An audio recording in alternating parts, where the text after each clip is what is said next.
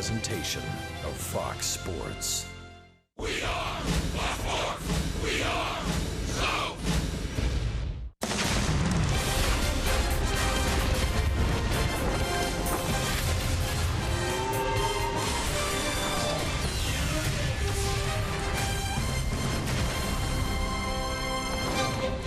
April in the ATL continues in Washington, D.C. 30 games in 30 days. For the first time this year, the Braves hit the road. They take on their division rivals here at Nationals Park. It's already our second look at Dusty Baker and his Washington club, and it's a beautiful night for baseball. It's also an unforgettable night for Malex Smith is here, called up from Gwinnett.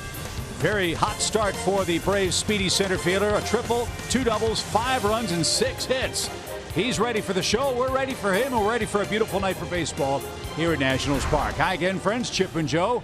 Well, this is what Braves fans have been waiting for. The steady stream of young talent coming through the Braves farm system. Malex Smith gets it started tonight. Step number 1. First time that the Braves fans can put a face with a name that they've been hearing about for some time. With all the hard work that John Coppolella and John Hart have put together trying to acquire young talent, this is the first guy that makes the scene.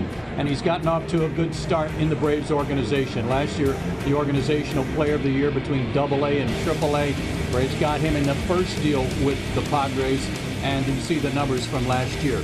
A little quick scouting report on him. Great speed, steals a lot of bases, covers a lot of ground in the outfield, above average arm out there, and a great personality. I think Braves fans are going to be really excited to watch him play. And let's be honest, we could use a spark. The Braves looking for their first win. We'll see if Malex Smith can get things started against flamethrower Max Scherzer and the Washington Nationals. Beautiful night for baseball. Lineup's first pitch coming right up.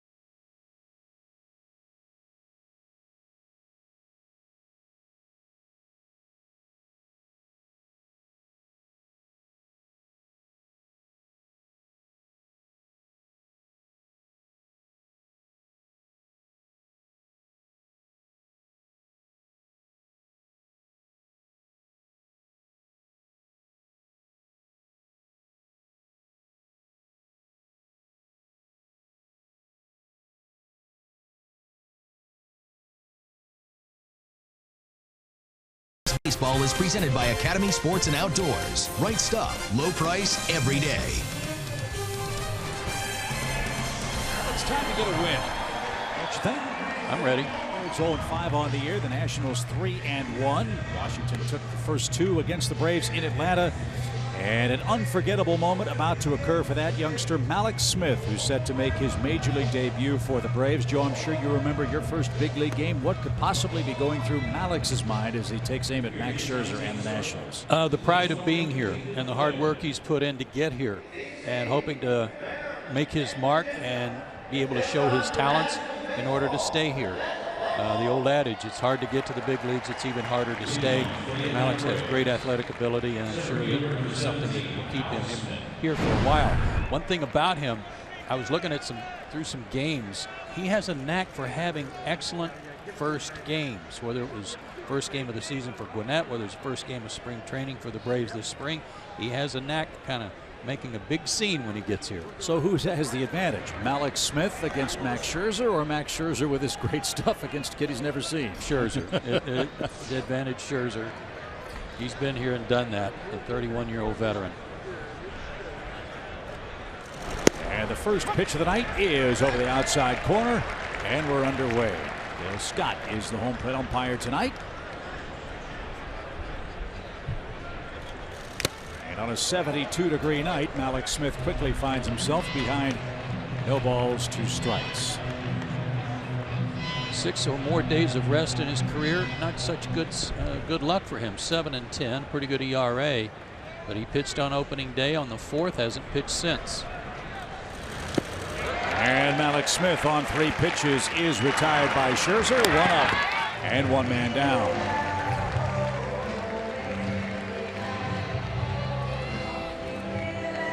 Struck out my first at bat in the big leagues. I came back to the dugout. I was pinch hitting, and Walter Olson said, "That's okay, kid. I struck out my only at bat in the big leagues too." Stay hot. I rolled my eyes like, "Well, that was fun." Nice. Walter Olson. Here's Nick Markakis. Good to see Nick swinging the bat well. He's riding a 4-game hit streak. 3 doubles yesterday for the Braves. And he's hitting his customary 300 in the early going. And this one skied toward left. Jason Worth is in. He's under.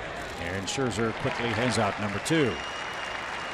One of the things that Nick said after the game was that it felt good to be able to drive the ball the other way when I want to or when I need to. So that was a very positive result for Nick yesterday. So as hot as Nick Markakis has been, Freddie Freeman has been just as cold. Freddie hit a home run against the Nationals on opening day in Atlanta, but has won for his last 15 since.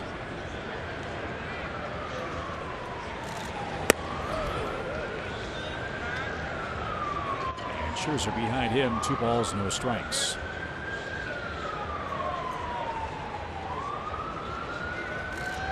Shift on for Freeman. 3 defenders on the right side of the diamond. And now it's 3-0. Hit a home run off Scherzer in the first inning of the first game.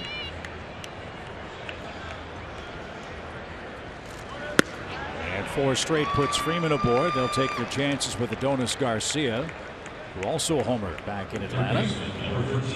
And that's not a surprise, Joe, with what Freddie Freeman has done to the Nationals and what Freddie Freeman does to the Nationals in this park. Great numbers here at Nationals Park. And not a bad thing for Freddie to see 4 pitches too. Might help him later on in the ball game. Adonis was 4 for 7 in the series against the Nationals. And pops one straight back foul. It's 0-1.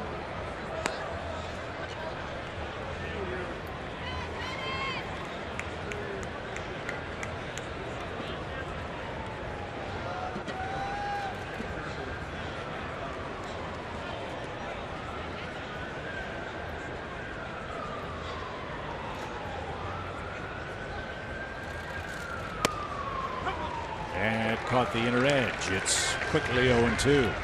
Fox track shows it might have been a little inside. And Adonis certainly thought it was. So Dale Scott giving the inside corner in the early going. Hopefully Bud Norris paying attention to that.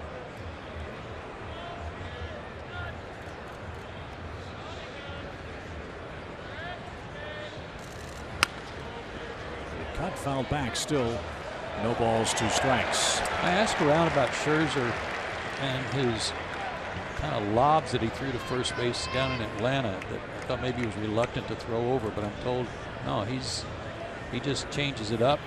That was just a coincidence that he didn't really fire anything over to first. In fact, he's had a good positive influence on Steven Strasburg, changing up his routine going to the plate, timing-wise. Freeman's running. The pitch is fouled away. Freddie had a big lead. Garcia's spoiled a couple of good pitches and stays alive. 0-2.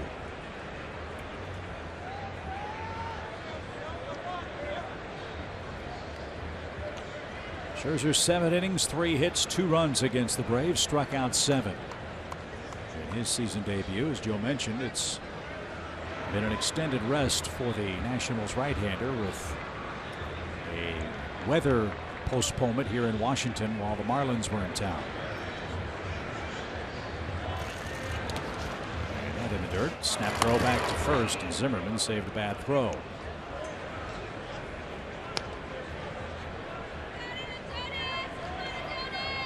And Ramos behind the plate has a great arm.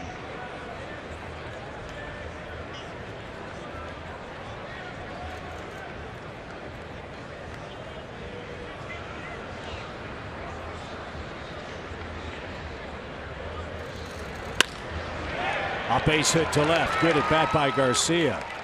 It was a slider that Scherzer hung to Adonis in Atlanta on an 0-2 count, and Garcia ripped another slider for the first Atlanta hit. Now Scherzer said he thought it was probably the only mistake he made in that start opening day.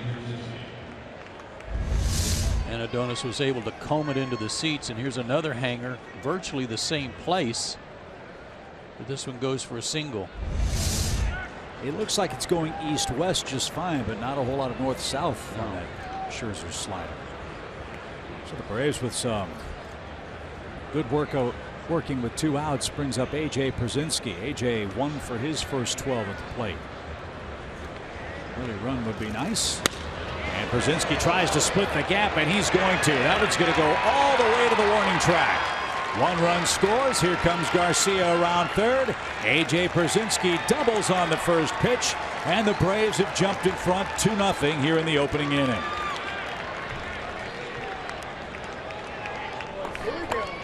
A.J. had a rough time in Atlanta against Scherzer. It looked like he might have gotten a change up there, maybe something that Scherzer tried to turn over, and A.J. was all over it on the first pitch. A little 2-out lightning and a great start to the road trip. All this with 2 outs. They pitched around Freeman. Garcia and Pierzynski spoiled that. And now Oliveira bats. Hector at 267. He's knocked in a couple of runs. First multi-hit game of the year yesterday for the Braves left fielder.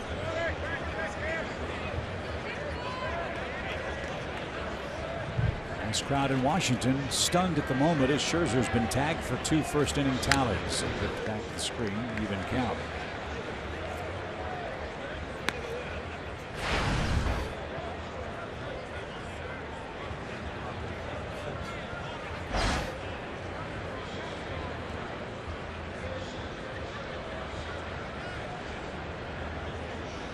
Worth, Taylor, and Harper, the Nationals outfielders, left to right. Normal depth for Oliveira. Pretty much straight away as Scherzer brings it home and moved him off the plate. One big difference between these 2 clubs, besides their record, is their work defensively. The Nationals have made only 1 error in their first 4 games. That's impressive.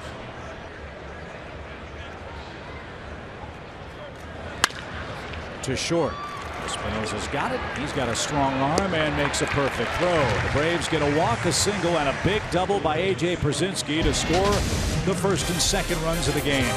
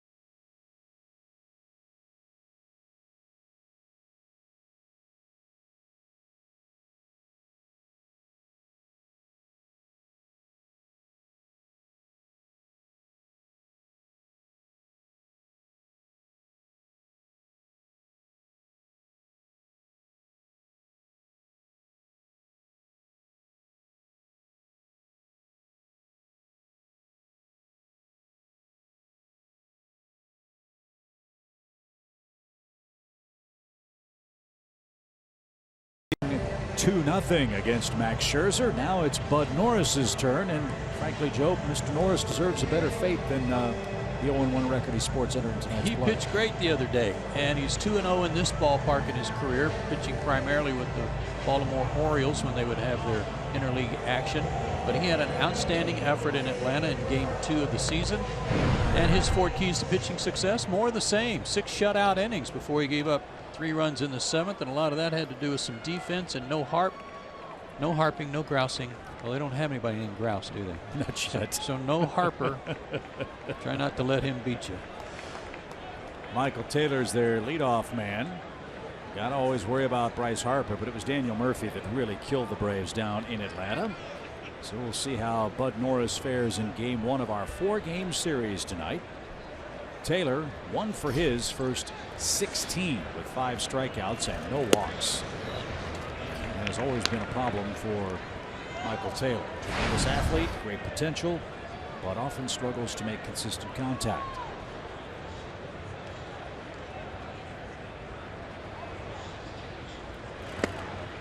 The other side of the baseball for Malex Smith. He's in center field tonight. Spacious outfield here. He's going to have to rely on Nick Markakis to his left to help him if he's out of position. Pay attention to the bench where they want him to play. And a base hit the other way by Michael Taylor. So a leadoff single for the National center fielder. And Norris immediately to the stretch with Rendon coming up. As you said, Chip, he'd been 1 for 16 with 5 strikeouts, so this is a real good sign for Michael Taylor to stay on the ball and hit it the other way.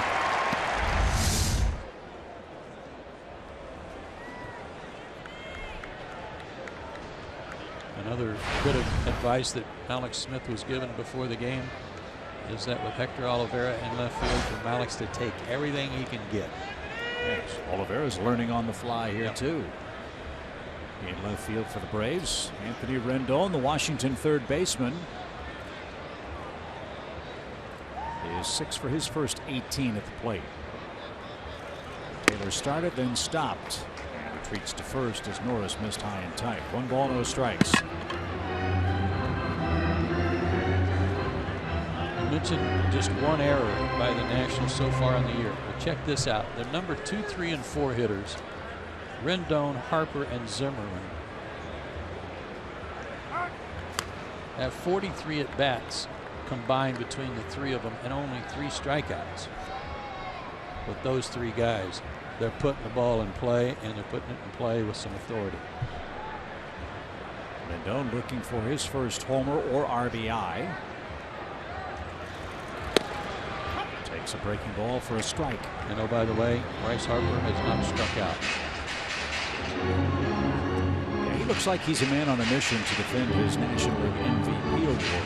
Homering his first at bat in Atlanta. I'll tell you about Bryce Harper and what he's trying to accomplish tonight when he takes his turn next.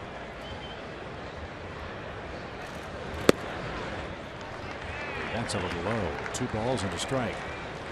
One of the criticisms of the Braves pitching staff, and it didn't really apply to Bud Norris as much as some of the other guys, was constantly pitching behind.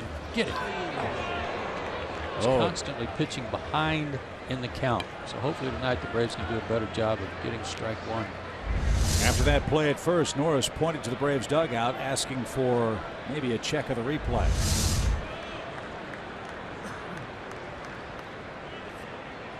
And apparently Taylor did get back ahead of the tag. So no review. 2 balls and a strike.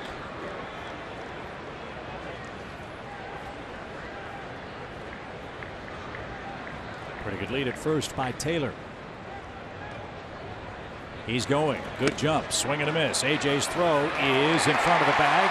Jace Peterson couldn't keep it in front. Smith backed up the play, and Taylor stays at second. Good hustle by Malex there to back up the play, prevent him from going to third. AJ wants to know if there was batter interference on the recoil. He thought he got hit by the bat of Rendon on the throw. Good crossover. He was even leaning. Here's throw. Let's see on the follow through. Whack on the shoulder.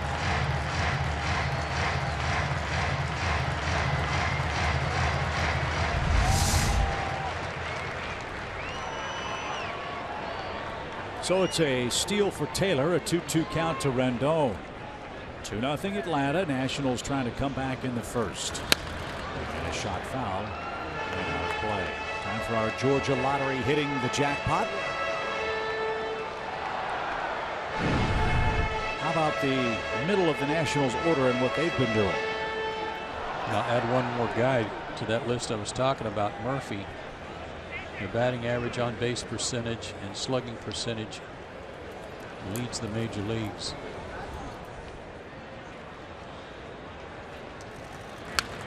They're averaging a little less than 4 runs per game by the Nationals. But when your staff ERA is 2.68, you're going to win 4-3. Marlins found out about that, splitting the 2 games they were able to play here. Every single Washington game so far this year has been a 1-run game.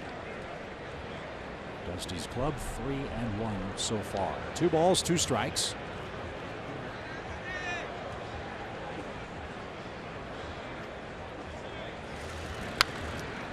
And Rendon continues a tough at bat.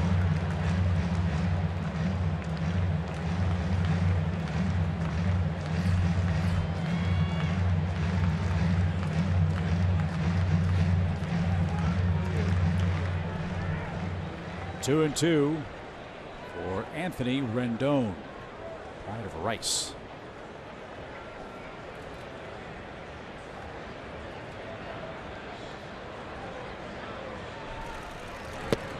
And that just missed. Full count. Harper's next.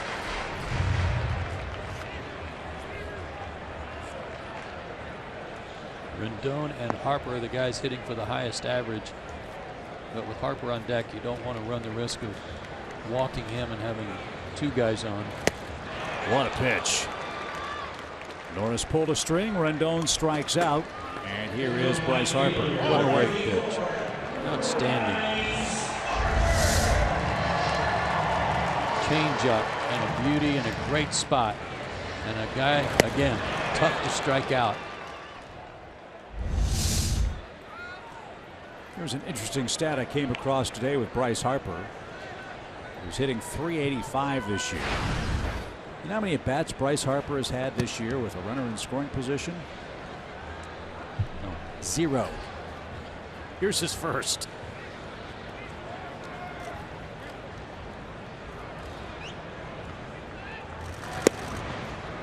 Norris missed to him.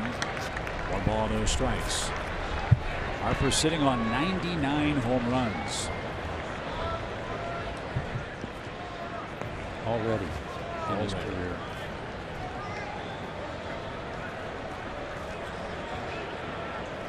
Ibar playing behind Taylor at second base. Good foul, even count.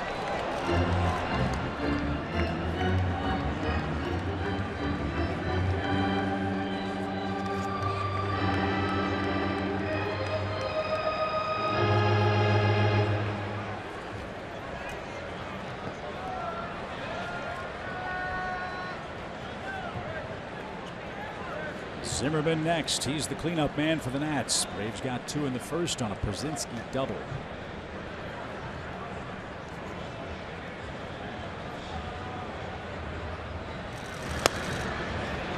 Just missed outside.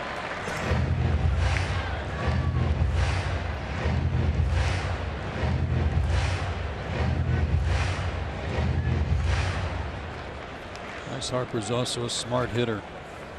There are times like this where he's willing, with first base open, to look for something off speed, figuring they're kind of pitching around him.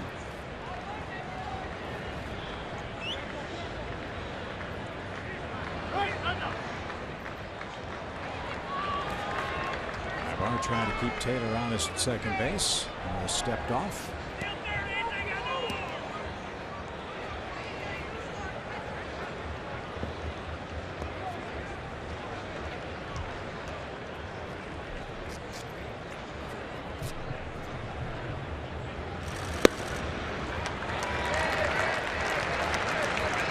3 balls and a strike. As Joe said, Harper has not struck out yet this year. You could try that change up again that was effective to Rendon. If you're walking, you're walking.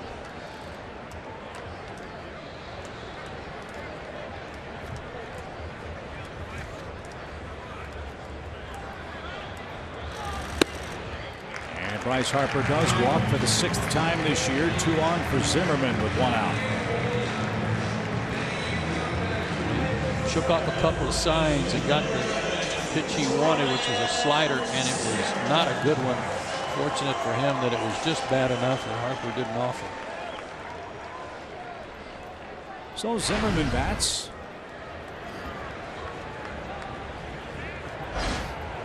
4 hits in his first 12 at bats.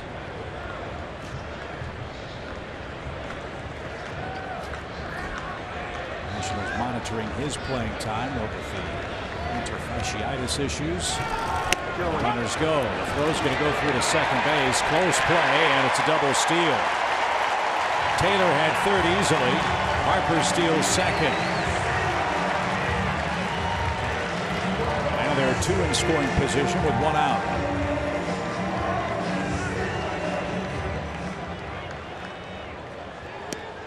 AJ thought he might be able to pick off Harper, who might not have gotten as good a jump as he would have liked, but the throw to the third base side of the bag was just that far off.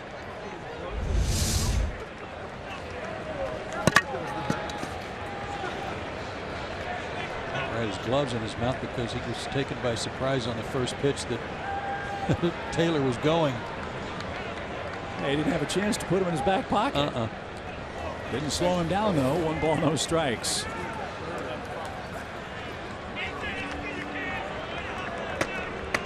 And AJ and Norris want to make sure they're on the same page here. Like Rendon, Zimmerman looking for his first RBIs of the year. Braves had a hard time with shutdown innings too, Chip. It seems like every time Atlanta has a good inning and get out on top of somebody, something they did in both games against Washington and Atlanta, they're not able to get that good, quick shutdown inning that follows. And Norris having to throw a lot of pitches here. Try to get out of this. Number 19 is coming up. It's right there for a strike. 0-2. Strikeout here would be nice. Daniel Murphy, then Jason Worth on the Washington lineup card. Taylor an opposite field single. Rendon struck out. Harper walked. And a double steal has them second and third for the Nationals' first baseman. Fouled right back. Good fastball. 3.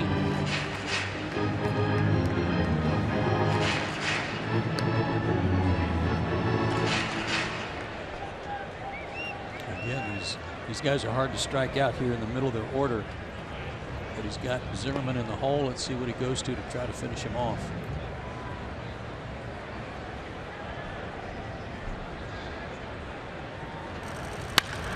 Drilled towards center. Malex is there. He's got it. Taylor will tag and he will score. Harper holds it second on a Zimmerman sacrifice fly, and the Nationals have their first run of the night. 0-2 fastball. Zimmerman caught up to that one.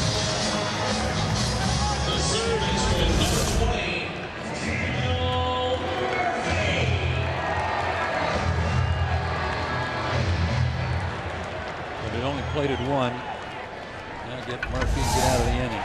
2 stolen bases were key in the inning for Michael Taylor. 4-game series, that might be a trend we see a lot in this series against Atlanta, trying to swipe some bases by the Nats. Murphy is off to a blazing start as a Nat.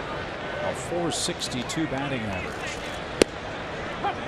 And as you said, he is the poster child for men tough to strike out. Murphy the toughest in our league to strike out, if memory serves, last year. Yeah, and he wasn't even part of that 2, 3, and 4 I was talking about.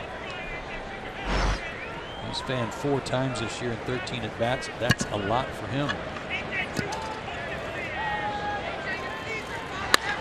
He drills this ball toward right center field. Markakis on the run. Smith on the run. It's a home run for Daniel Murphy.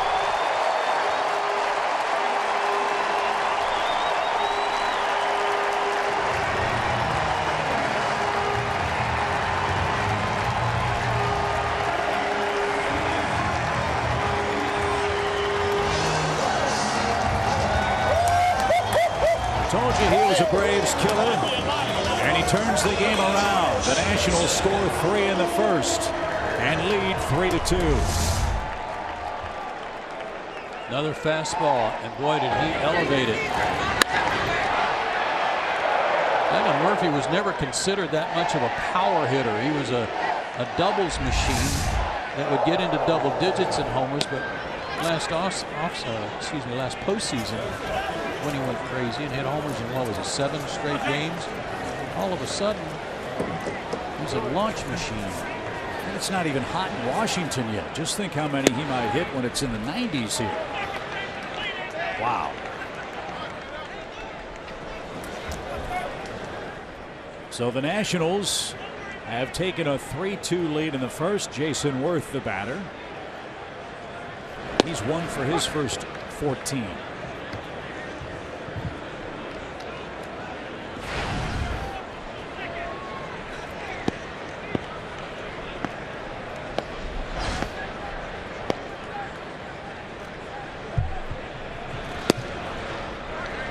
Missed. Boy, a huge opening week for Daniel Murphy. He's reached base in 12 of his 19 plate appearances with 7 hits, 2 homers, and 7 RBIs. And he's talking there about how he hit that pitch, and he really was almost up in his eyes how he got the bat up on the plane to it.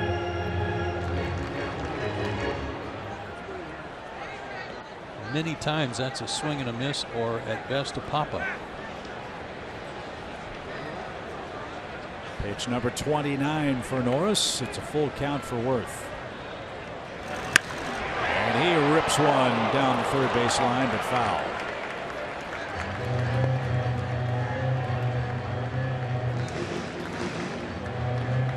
There's some happy fans.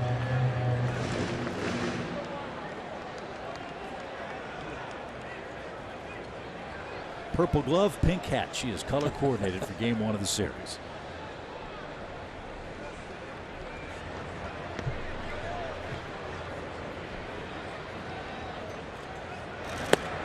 And Worth takes a walk.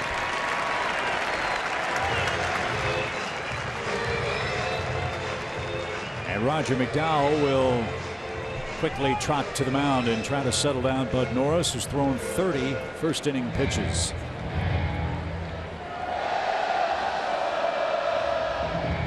For some reason, and the reason is the Nationals are a very good ball club, Nationals Park has become a house of horrors for the Braves. Atlanta has lost 14 of its last 15 games played in this park, and 10 consecutive. Went 0-10 here last year. But the road was not kind to the Braves at all last season. 25-56 overall.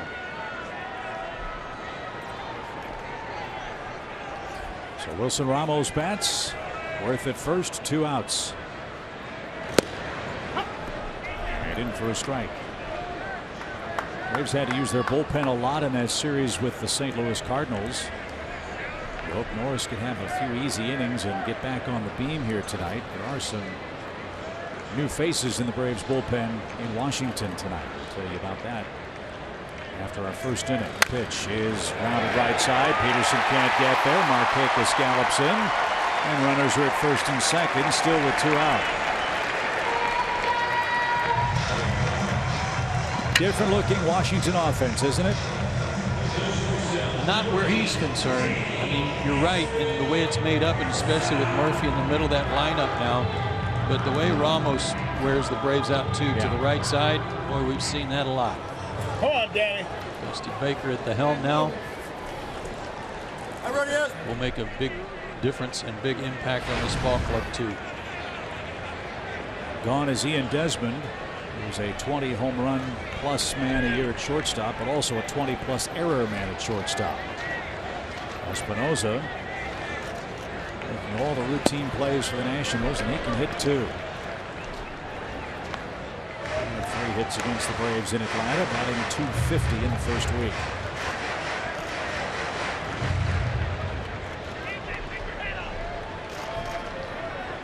A Daniel Murphy homer has put Washington in front by a run. Espinosa looks to add to the lead with Worth at second, Ramos at first.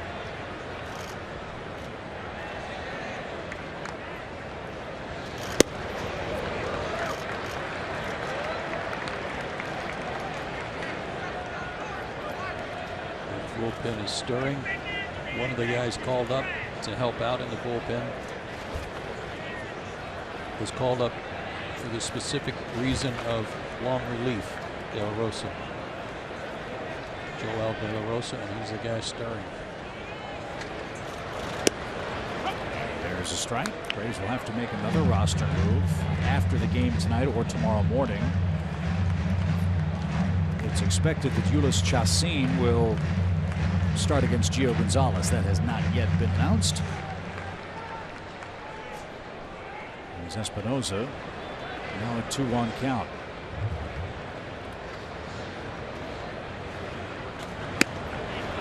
He's a little late. 2-2.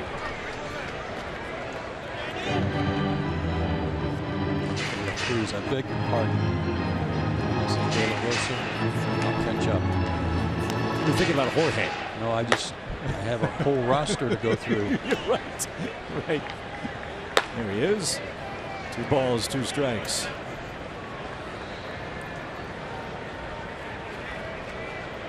'37th pitch.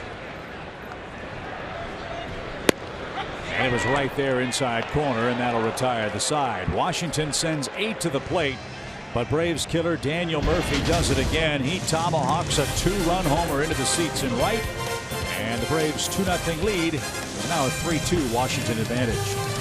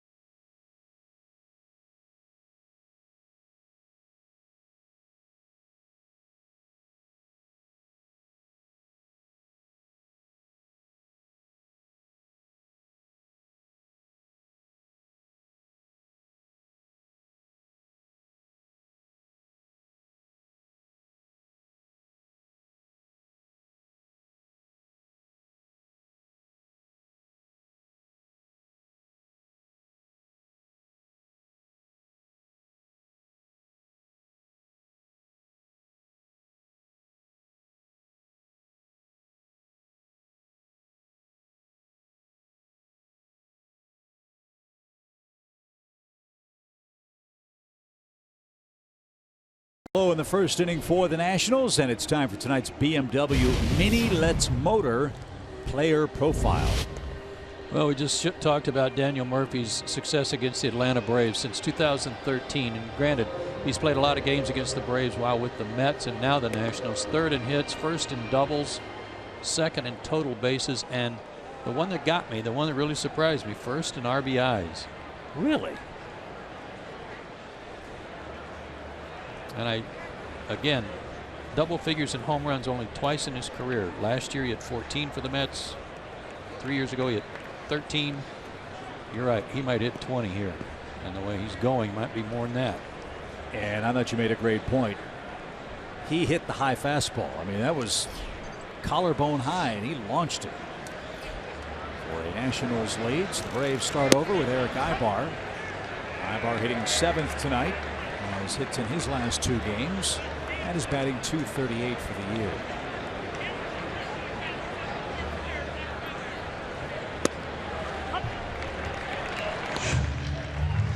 we're told that Scherzer was not happy in the bullpen tonight warming up. He was angry at himself, barking at himself just about every pitch.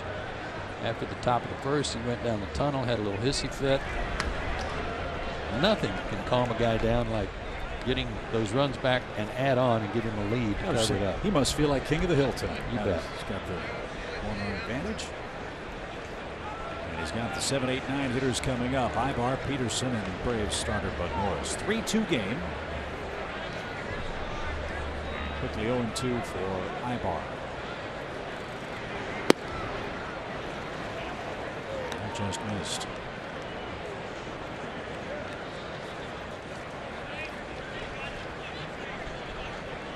Ibar dropped in the order tonight after Malex Smith is called up, and after Nick had a good day yesterday with 3 doubles.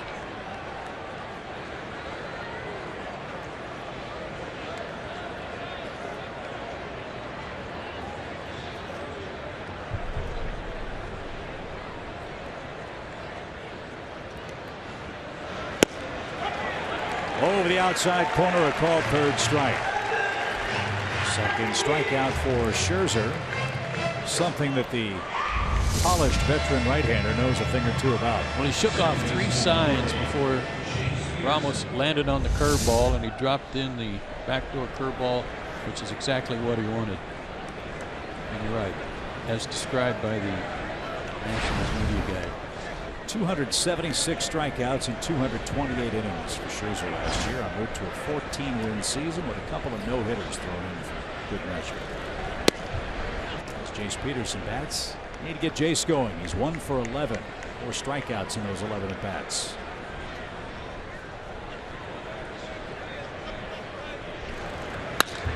And on cue, he singles right back where it came from for the third Atlanta hit. He needed that. And the more Jace uses the middle of the field and even left center, the better it's going to be for him. That's another changeup. And Scherzer wasn't even sure if that he got out of the way of that one. That's that same pitch he turned over to A.J. Przinsky that resulted in a double. He didn't see it off the bat, but he sure heard it whistle by. As Norris bats, he's 0 for 2 on the year with a strikeout. And he lays down the bunt, and it's a beauty. Ramos will have one play. Perfect sacrifice. Peterson in scoring position. And an RBI chance for Malex Smith with 2 outs. Well done by Bud.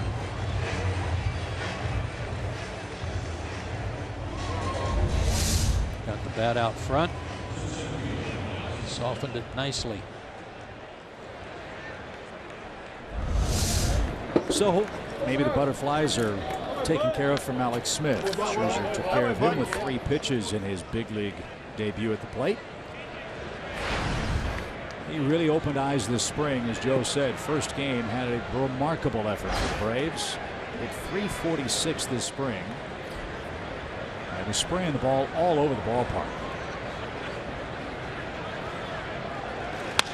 And a hot shot toward Murphy. Backhand stab, double clutch, long throw, and Smith legs out an infield hit.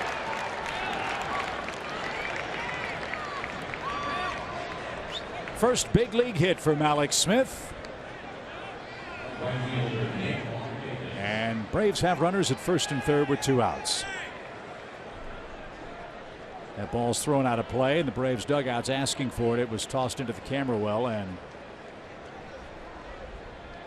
it'll be safely sent over to Malex Smith in his first big league game, second big league at bat. He legs out an infield single. Sharply hit too. I'm not sure Murphy was going to get him even if he hadn't double clutched.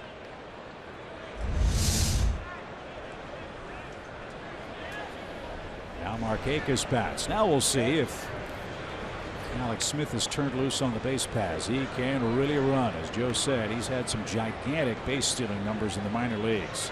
Huge lead. And outside from Markakis. And this is what was so funny about your comments that Freddie Gonzalez relayed to us about Malex Smith. He might steal 3 bases, but yeah, he might get picked off 3 times too.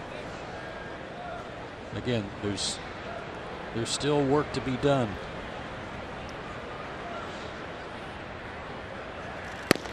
That's an area where the big leagues have really changed, though, is it not, Joe? There's so much more instruction that takes place at this level than perhaps happened 20, 30 years ago. No question. No question. And guys get here with fewer at bats, fewer games played, and sometimes forced to learn on the job. He's going. Markakis fouled back, 2 balls and a strike. It extended his lead a little bit. But there's an advantage to that at the big league level, too. You're talking about in the dugout. In AAA, not as many coaches, not as much video. I mean, you can go to a person for every facet of your game if you want. That's no slight to the coaches by any means. Right. What I meant by that was having veteran players as an influence. When you make a mistake, do something wrong, to have them point out, you know, that's not going to work here. 2 balls and a strike. Or better yet, to say, maybe next time think of it this way, because here's what the defense can do to you at the major league level. It's so much better at this level than anywhere you've played before. So that was my point, was not just the coach's influence, but player influence once you get to the big leagues.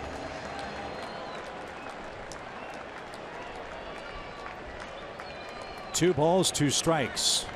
Markakis with 2 outs, and the Braves down 3-2.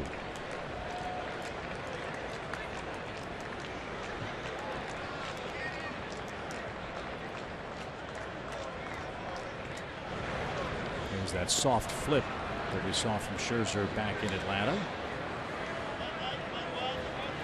It might be a setup for a snap throw.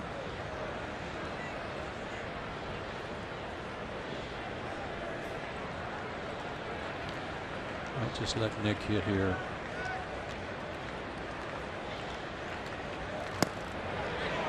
Over but low. Good eye by Markakis. 3-2.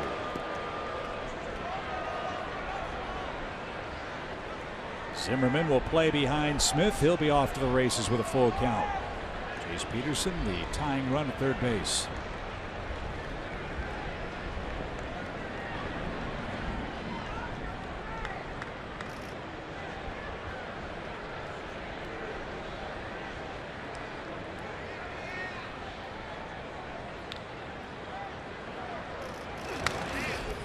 He was right on it.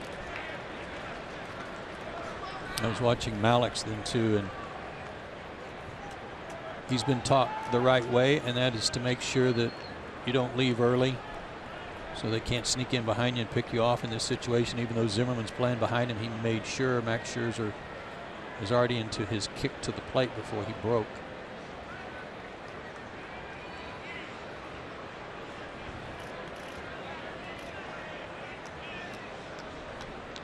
Again, the 3-2. Swing and a drive down the right field line, a base hit. That'll get by Harper and roll to the wall. Look at Smith fly around the bags. He's going to score his first big league run, and the Braves are back in front. Another double for Nick Markakis.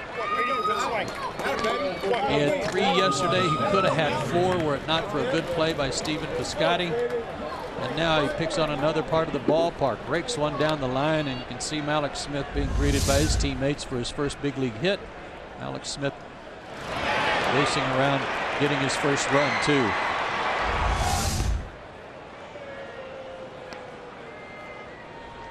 So he's got the hit taken care of. He's got the run taken care of. Now let's see if the Braves can protect or add to a 4-3 lead.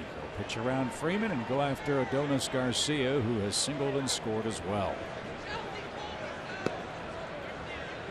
We're seeing Nick Markakis in the last 2 days sting the ball as well as we saw him at any time last year.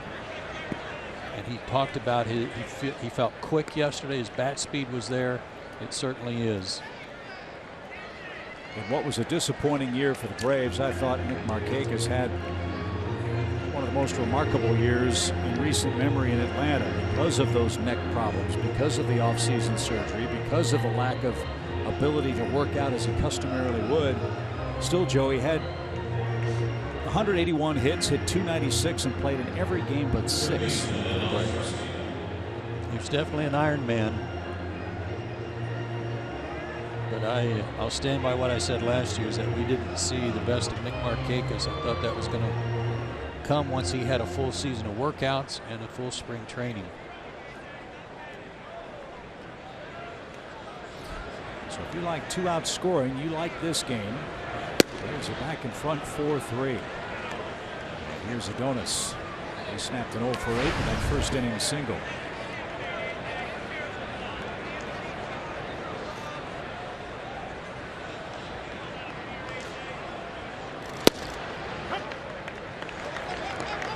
Watching Malex Smith run the bases is exciting, even though you know he's going to make it. Just watching him run. Freddie Gonzalez made a comparison today that he's kind of an Otis Nixon type player, and I thought that was a great compliment.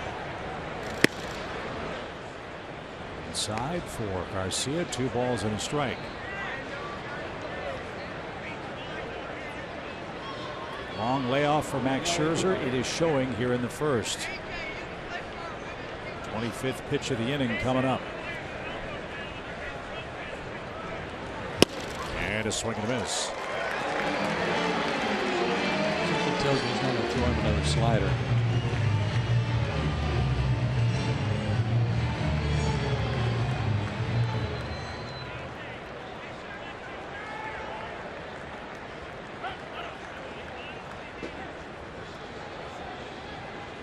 One at a time, got it. Now he's ready to go. Markakis at second, Freeman at first.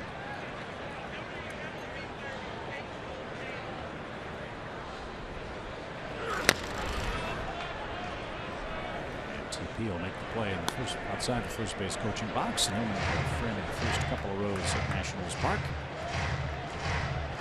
It's a pretty night, 72 degrees at first pitch.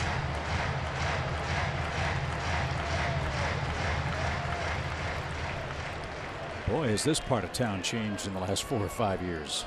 Goodness. Construction, better. cranes everywhere. Drilled towards center, but right at Taylor, and that will retire the side. More 2-out magic for the Braves in the second. Malex Smith picks up his first big league hit. Nick Markakis brings him home with a double. The Braves are back in front.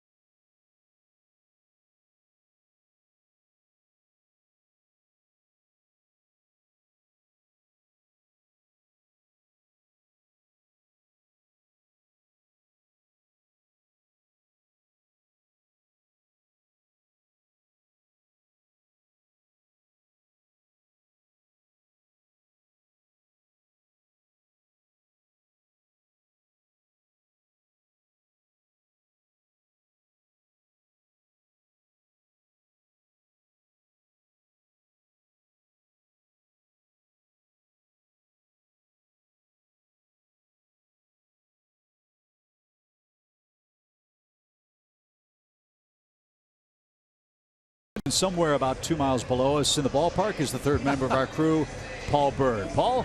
Chip, I think I am 2 miles below you. How you doing way up there? Woo. I got to tell you this, Nick Markakis, let's talk about him. He's on my all underrated team. He really doesn't want to give an interview to me, not because he's rude. He just doesn't like to self-promote. But I got to tell you this, got to call him out, 358 doubles since 2006. That's good enough for 5th in the league. Some guy named Pujols is behind him. And sometimes you can forget just how good he is. Another double tonight. He's been a solid player for a long time. Paul, I have a question for you. Didn't get the shutdown inning in the bottom of the first. He's got the lead back. What's Bud Norris got to do now to try to get a quick inning? Well, I think he has to get the ball down. That's easier said than done, and just attack a lot of pitches, which tells me that you sometimes have to switch up your game plan. If you need to pitch guys backwards, you need to do something different. So they seem to be on things. When he makes good pitches, they're fouling him off, and then when he hangs them, you know, they're doing what they're supposed to do and hitting the ball in the gap, doubles. Murphy with the home run. So this is where you change your game plan. You pitch guys backwards. You do something different. But I talk about, and Chip and I talk about shutdown innings all the time after the Braves get a lead. It's easier said than done. I realize that. But is that something in the back of a pitcher's mind when he gets the lead back?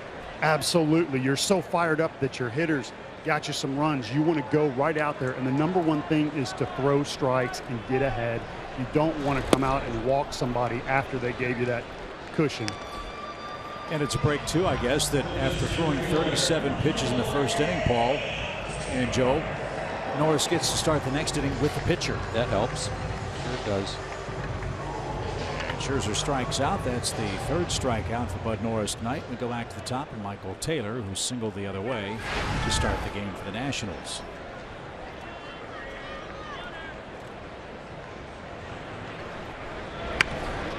Bunt trial.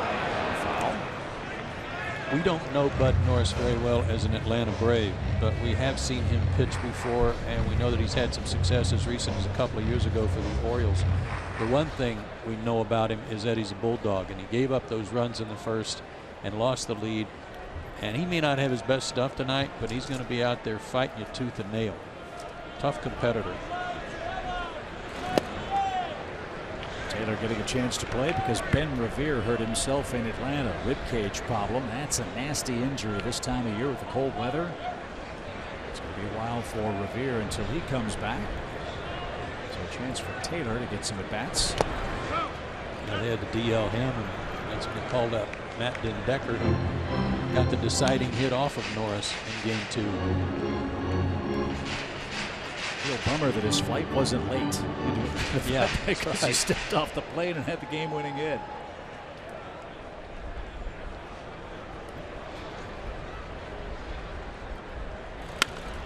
Out of play.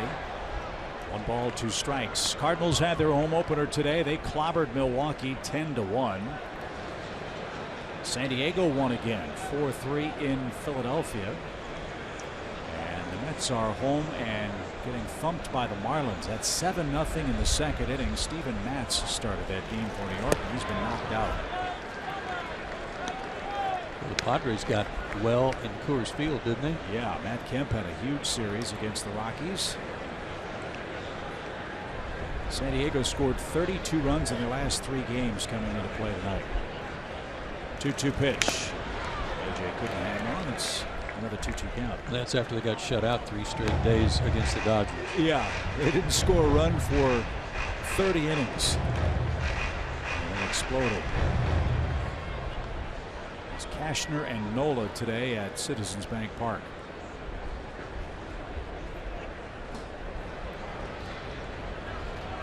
Taylor hanging tough. 2-2 pitch. To short. High ball. To his left. 360 spin. Nice play. Taylor retired by a step. 2 out. An excellent play by Eric with a fast runner going. Really extend to get that, which caused him a 360 spin. Good one.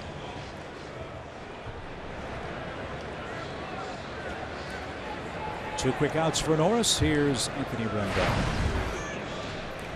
Bud made a terrific pitch to strike him out in the first inning.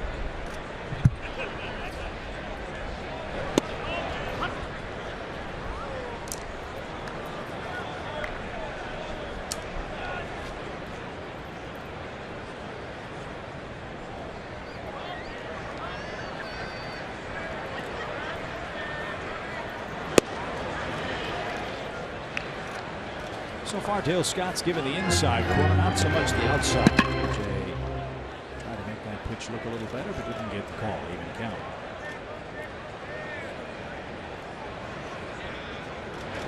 There's the inside corner, and Rendon was all over. So a base hit to left with 2 outs. And that'll bring up Bryce Harper. Who knows how many times during the course of the season that type situation will come up where Rendon comes up with 2 outs. But what a luxury to have a guy like him who can hit, who can draw a walk, and get Bryce Harper to the plate and not lead off an inning the next inning and hit with somebody on. That's going to happen a lot. It happens here in the second, where all the runs have come with 2 outs tonight. Harper walked, stole a base, and scored the second run. That came ahead of Murphy's 2-run shot for Washington. Ground ball to first. Big hop. Freddie Freeman's got it, and Norris has a shutdown inning. That was nicely done. No runs, a hit, a man left. We're off to the 3rd inning.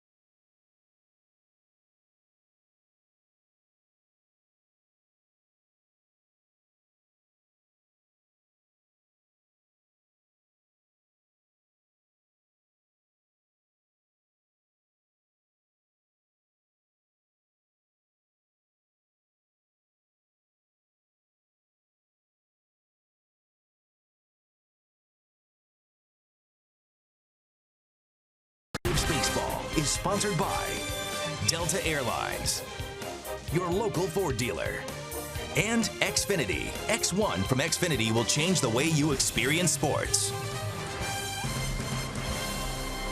You know, Chip, I thought you hung the moon, but it turns out it was JBG Construction. Well, Lord knows we're high enough to see the moon here at Nationals Park. As A.J. Pierzynski leads off for the Braves here in the 3rd. A.J. with a big double to score the game's first 2 runs, and he takes downstairs. 1 ball, no strikes.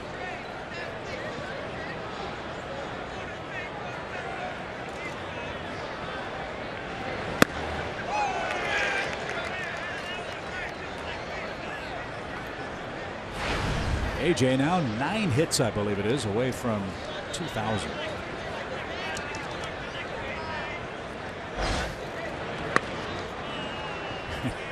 And why not? 1 ball, 2 strikes. The only thing wrong with that is that he's now in the hole in the count. If you're thinking about doing it, do it the first pitch.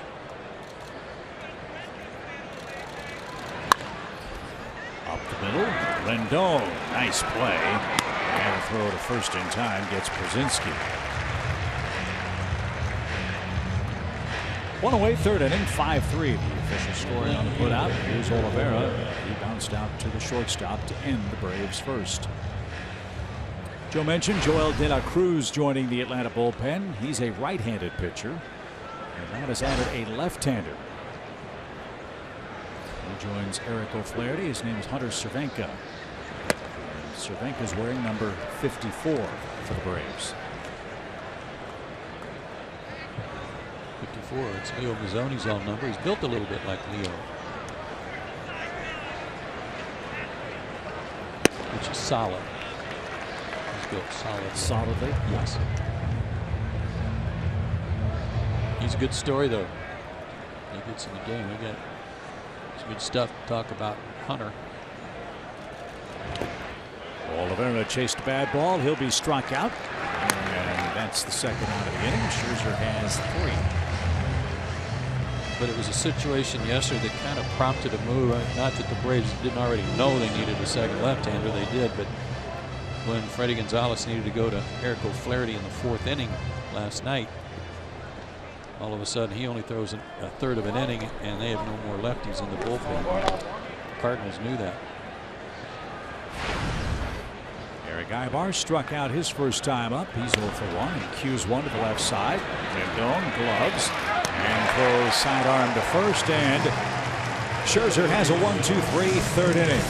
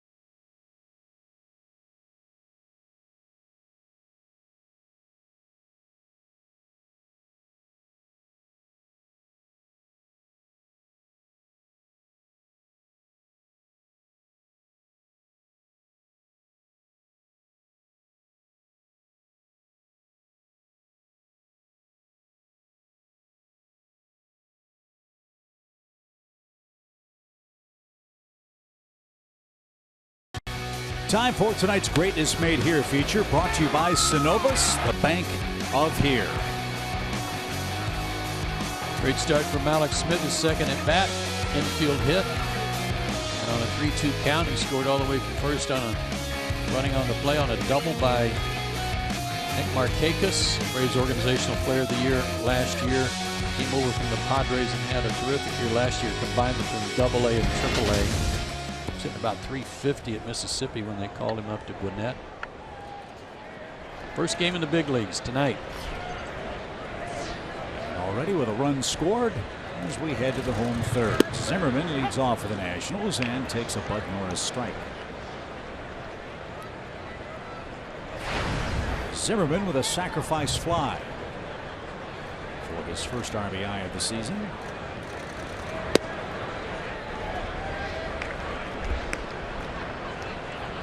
This guy is a steady pros pro, a terrific player.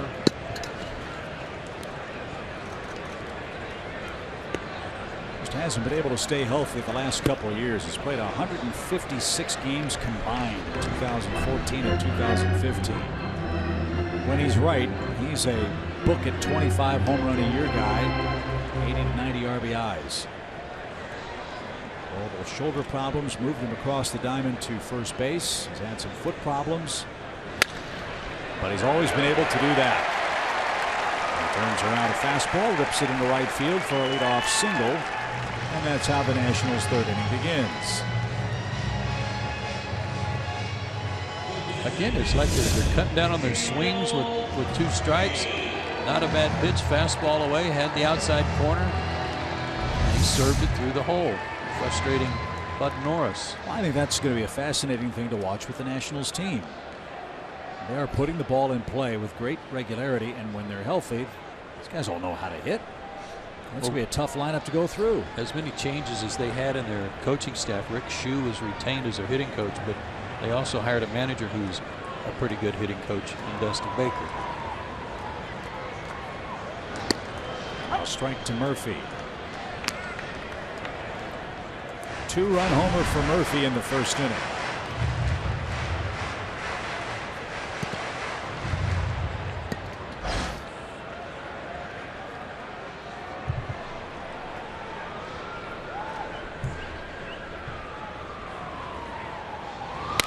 A base hit to right.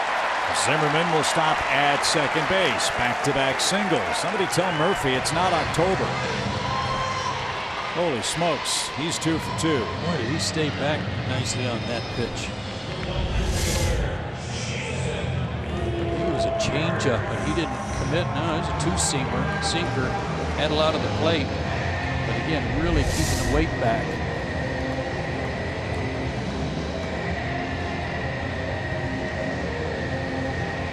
So Bud right back in the soup. 2 on, nobody out for Jason Worth.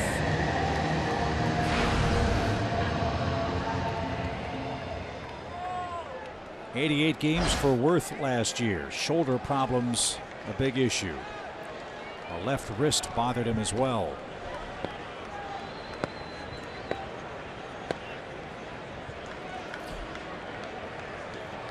Got hit by a pitch on May 15th. Went to the DL with a wrist problem. Came back on July 28th. Worth hit 12 homers, drove in 42, but hit only 221.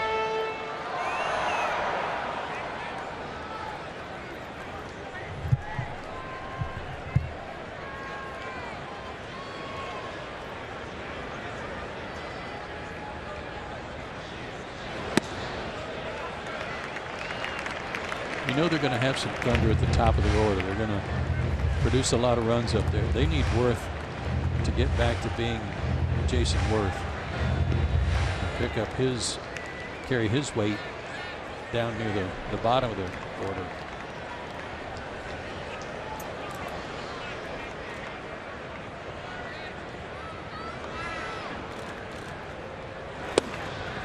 And I say that knowing that he's going to have a wealth of guys on base in front of him all year long. If he stays in the 6th spot, Harper, Zimmerman, Murphy, you know those guys are going to be on base a lot.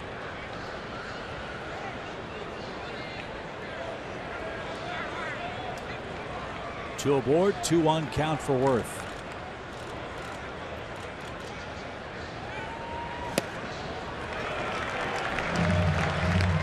Nothing's come easy for either starter tonight. Braves are playing Worth a little differently than just straight up hoping for a double play ball. They've got Ibar over to his right in the hole because Worth does pull the ball on the ground that way. I think that's a good idea. Jace Peterson has to be the guy kind of hanging around the bag at second. Popped up. Freeman long run. Might have a play. And runs out of real estate.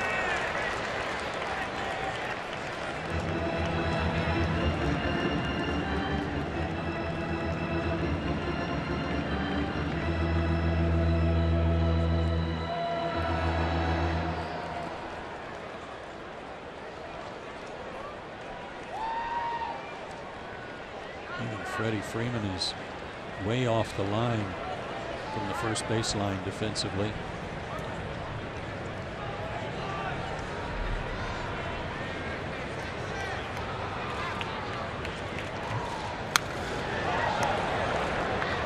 As Paul Burt suggested, one of the things that Bud Norris has to do is get the ball down. Got another away with another one upstairs there.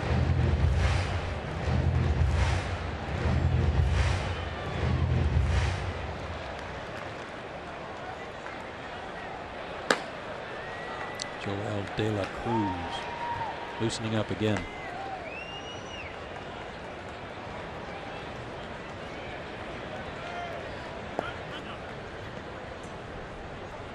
De La Cruz a big guy too, 6'1", 250.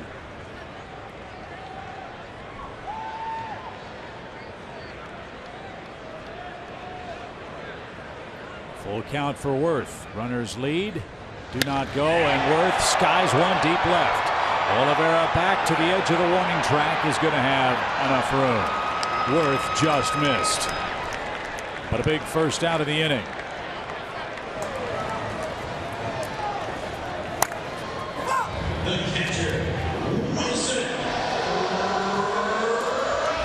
Now you've got the catcher up. Ground ball might get you out of the inning. Got it out front too, but got under it just a little bit. When he hit it, I thought it was gone.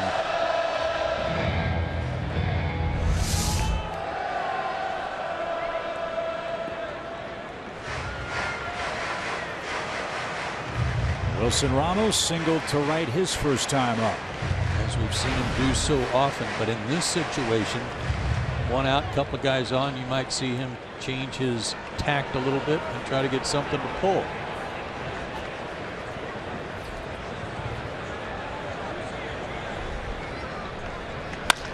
Ground ball left side. He did pull it. Ibar, gloves, has no play. It's an infield hit for Ramos.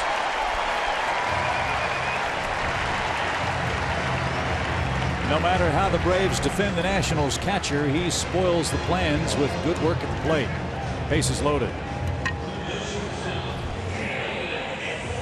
Ibar had no play anywhere. He was looking to go to third, but didn't even have a play there by the time he was able to get his feet under him. He was playing up the middle on that occasion, hoping for a double play ball.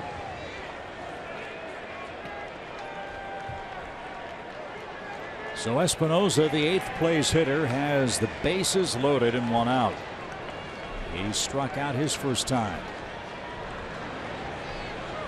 His key at bat in this ball game right here, because if he can retire Espinosa with no damage, he's got the pitcher on deck and can get out of the inning. To left. Oliveira near the line, still creeping back onto the warning track, makes the grab. Zimmerman will tag and he will score. Espinosa delivers a game-tying sacrifice fly.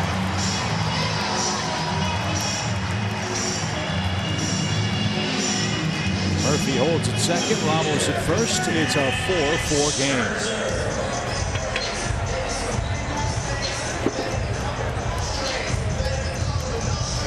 Bases loaded, one out. I think Bud Norris to take that, provided he can get Max Scherzer here. He was 0 for 4 against the Atlanta Braves with 4 strikeouts so far. Game 1 and this one.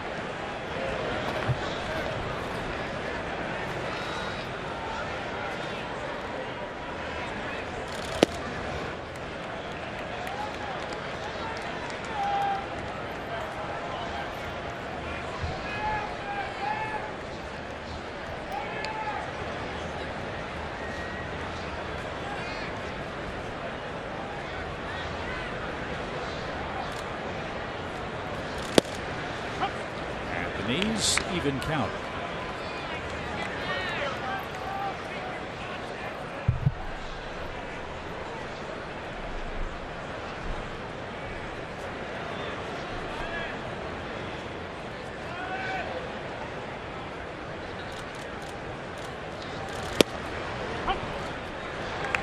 Same spot.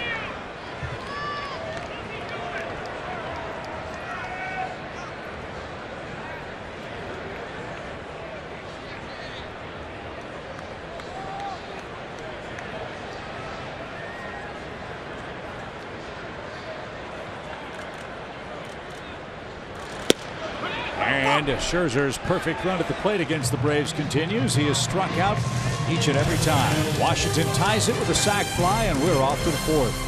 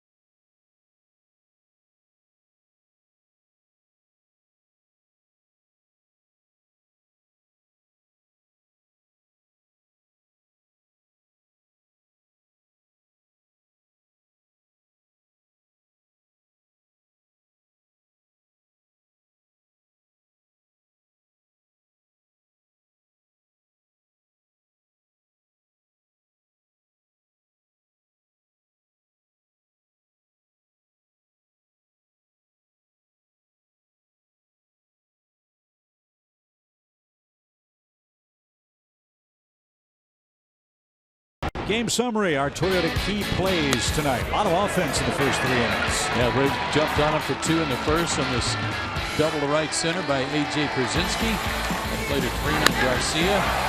But the Nationals responded in kind in the bottom of the first. A 3-run homer by Daniel Murphy. Braves came back. Then the second inning, got the lead back. 2 out, 2-run double by Nick Markakis.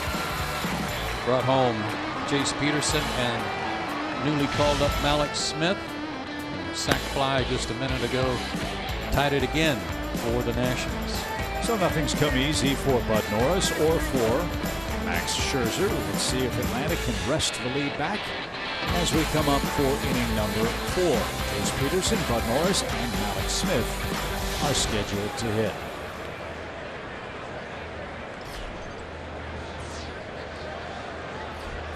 Jace Peterson singled up the middle, his first and only time up tonight. Fouled that one away for a swinging strike.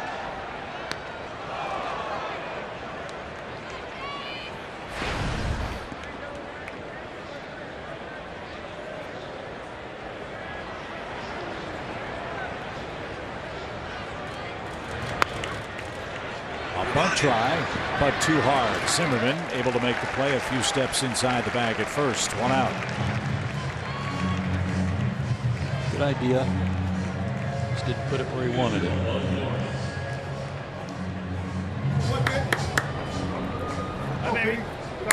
Bud Norris helped himself with a successful sacrifice back in the second inning.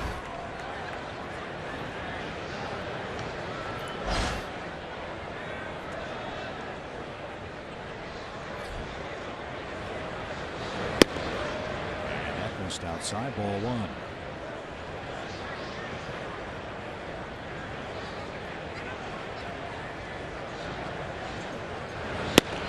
Pretty baseball night here at Nationals Park. The cherry blossoms are blooming on the trees down the left field line here.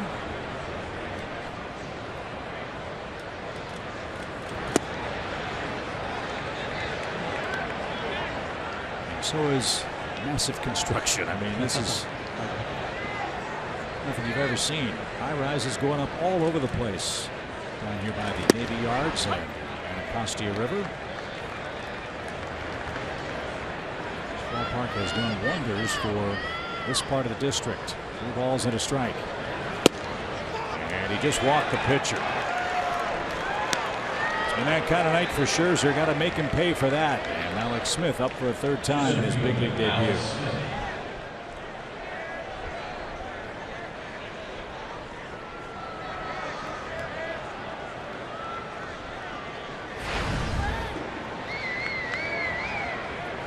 Scherzer only walked 2 in his 7 innings of work at Turner Field. He's walked 3 tonight. 1 was intentional.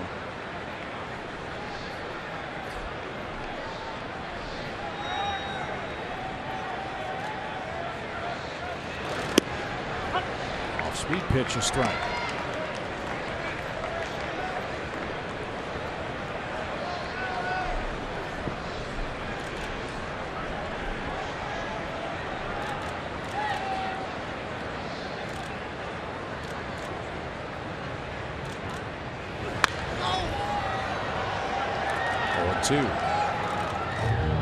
Something convenient from Alex Smith. The Gwinnett Braves were playing Norfolk at the time of his call-up. He had a very short trip to Washington, D.C. to join the Braves for the series opener tonight.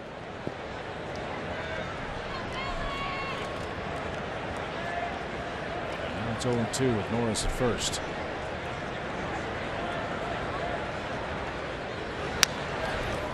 Spoiled it.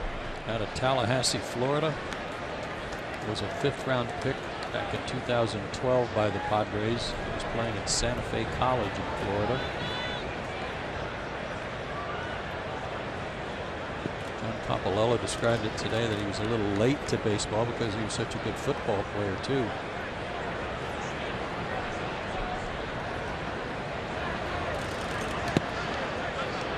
He was a very highly recruited defensive tackle, 5'9", 170 pounds.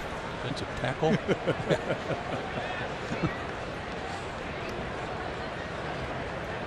This is an exciting day for Malex and his family, obviously. And it's a very exciting day for the organization.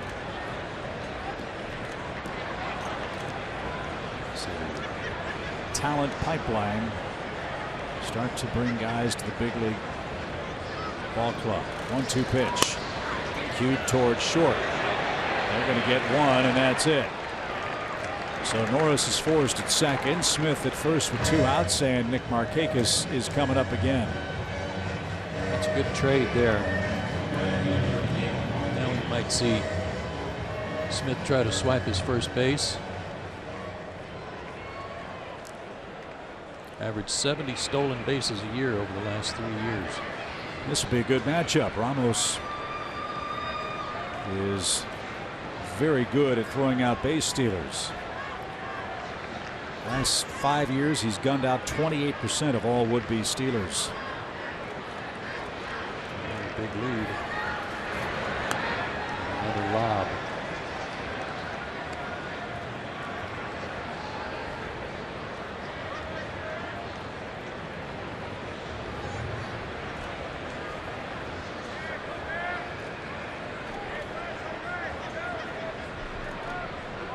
He's way out there again. Not going. And Markakis fouls away for a strike. Nick a little late on that one. Good pitch to hit. Is Nick's approach a little different with a guy as fast as Malex Smith in the leadoff position as opposed to Eric Ibar, say? I don't think so. Not at this stage of the ball game. If it were later in the game, he might give him a strike, try to steal the bag, but not right here.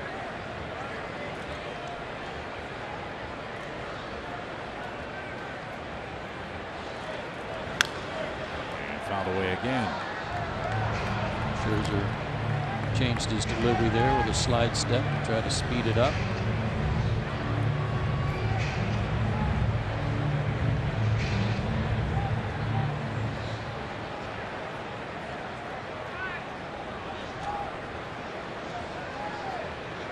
No balls, 2 strikes.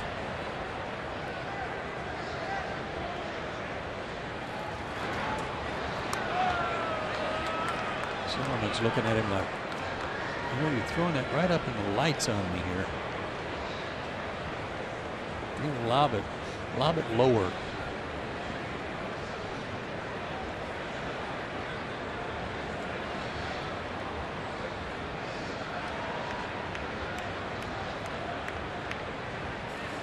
He was leaning and just got back. All 3 of those lobs you've made tonight were set up for that one.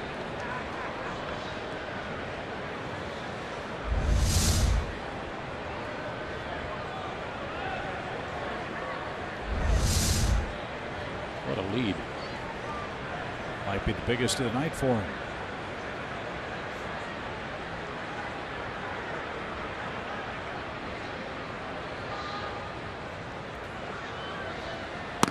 And way high for Markakis. He's definitely in Scherzer's head. You've seen the slide step. You've seen Scherzer change his pause time. Seen a couple of throws to first base now. Might be just what Markakis is hoping for. 1-2. Another quarter step on the lead for Malex.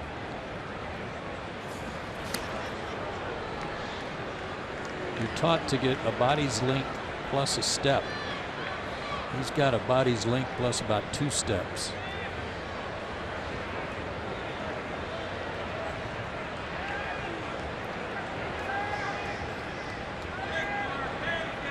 One-two pitch again for Nick.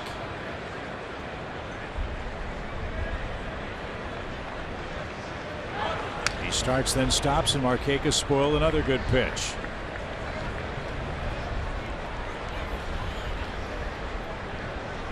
Alex is still learning about keys on different pitchers. Certainly he doesn't know anybody in the big leagues and what their tendencies are or what their first move is, where to watch. If it's the left heel of Scherzer that he picks up first, if it's the back of his left knee that bends first, does he tuck his front shoulder? All those things he'll learn, and he'll get great advice from Terry Pendleton. He'll watch a lot of video.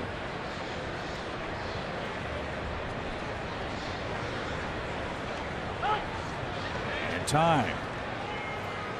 And that is one of the best defenses against base stealers of anything, and that's just hold the ball, make them get tense. Those stealers hate that.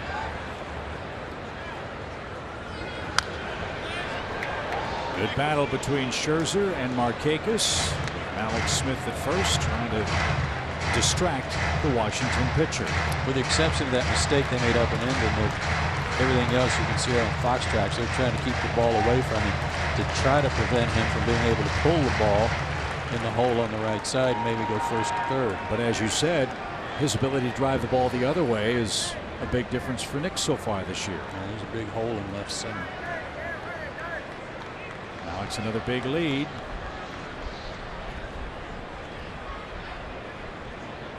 And he's going. The pitch is low. The Ramos throw sails, and they got it. Espinosa caught the ball, applied the tag, and went right to the face of Malex Smith, who's thrown out trying to steal. That battle won by the Washington catcher, Wilson Ramos. Malex Smith thrown out. Well, what hit him in the head? Was the helmet? Something hit him right between the eyes, and he's bleeding. The tag was on the back of the head, but it was his helmet that hit him in the face. So welcome to the big leagues, Malex Smith. Wow.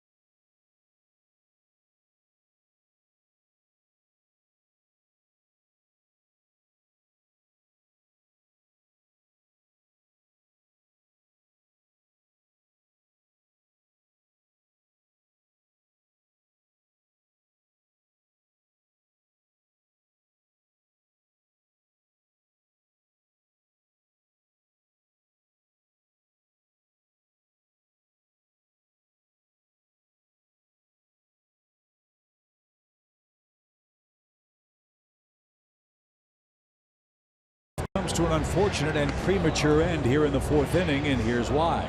Yeah, the helmet came off. The tag was on the back of the head here, but watch the helmet now bounce up off the bag and hit him right in the face. And that's, I'm guessing, the only place that I can find where there was really hard contact. But that was a big gash right in his eyebrow that's going to force him to leave. Drew Stubbs checks into play center field. He'll bat in Malex's spot on the lineup card. But Norris back to work. 4-4 game after 3.5.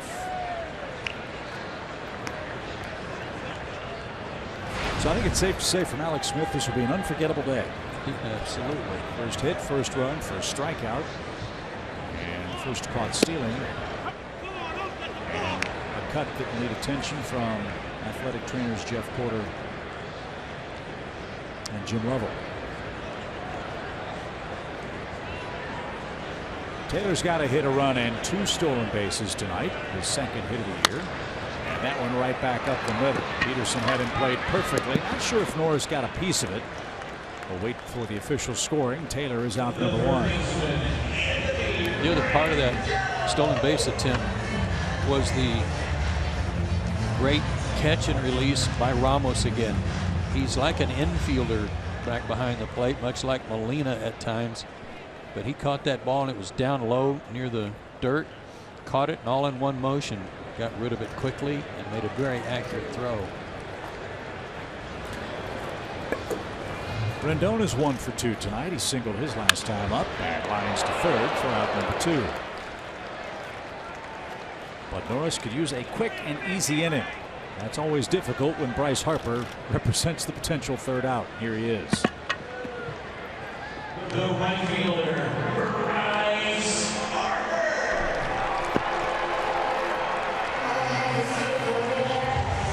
Harper's walked and scored tonight.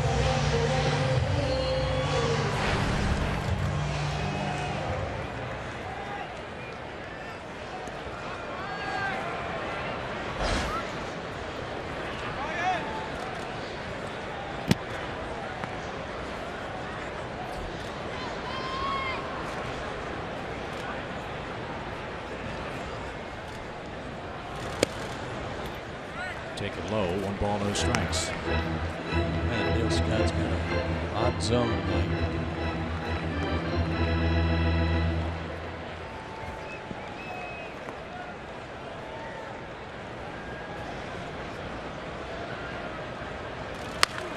Sharply hit. Freddie Freeman's going to spear that again. And the Braves first baseman retires Harper for the second time. But Norris has a much needed 1-2-3 inning. And only 6 pitches were needed. Markakis will get another look at Max Scherzer. We're off to the 5th inning time.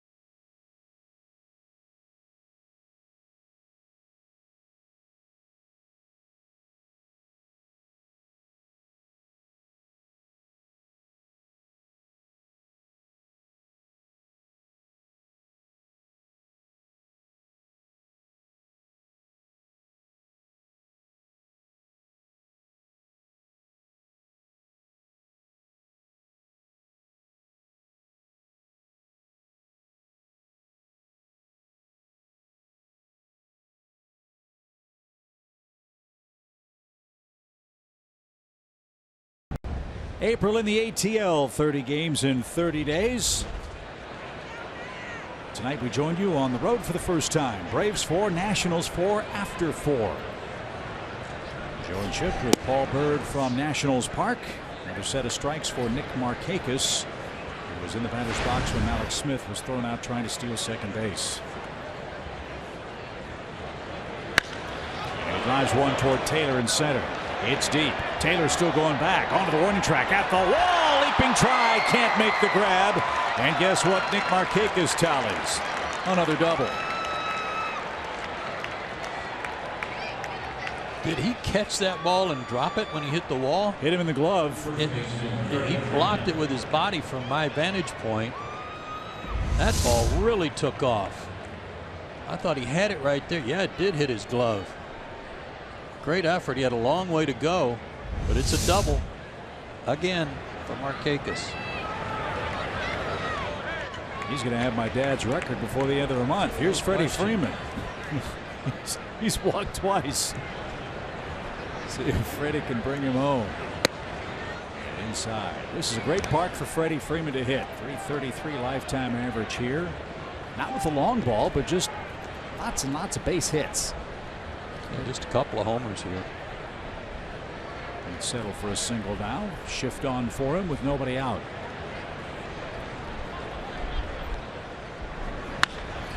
Takes a shot the other way. Popped up. Rendon, foul ground, is going to make the play and drop it.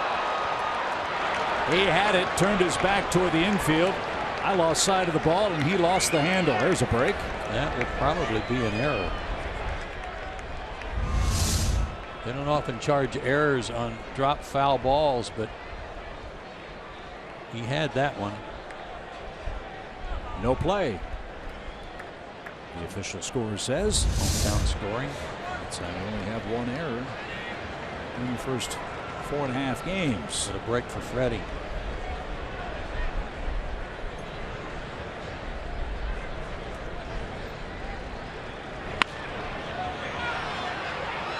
The opposite way again. 1 ball, 2 strikes.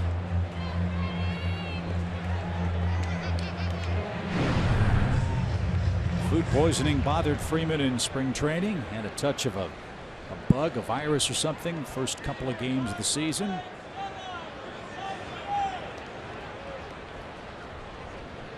See if he can get going against Scherzer tonight.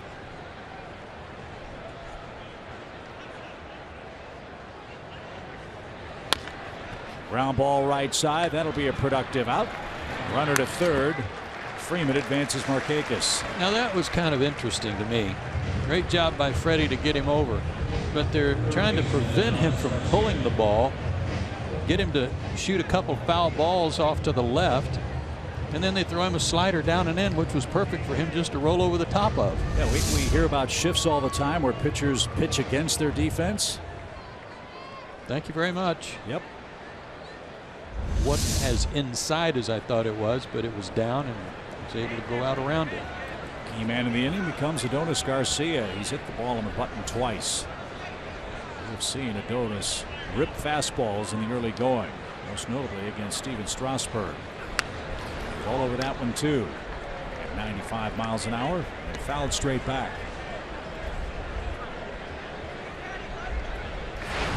Atlanta led 2-0 after a half inning. Washington answered with 3 in the first. Braves had 2 in the top of the second.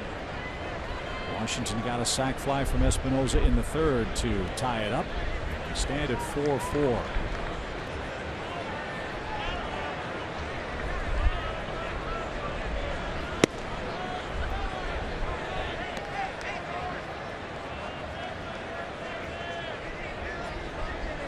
I'm not sure Scherzer has figured Adonis out yet. You know, he gave up the slider for a homer in Atlanta, gave up the slider for a single tonight. He hit a rope his last time up right at Taylor in center. Scherzer's trying to be very careful here.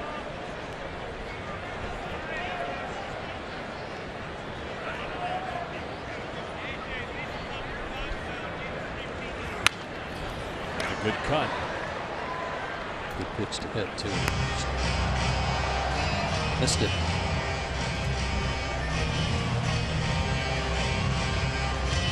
Adonis looks like he wishes he had that one back. You bet. 1-2 now. Markakis, after his 6th double of the season, stands at second with 1 away. Excuse me, at third. After Freeman rolled in over on a ground out. Pitch. Swing and miss. Big strikeout for Scherzer. Satisfaction on his face there for finally getting Garcia with a good pitch.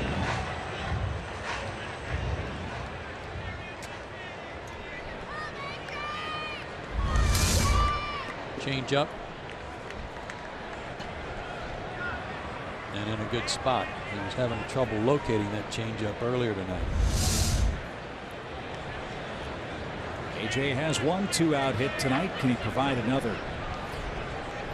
Came in the first. It was a 2-run double.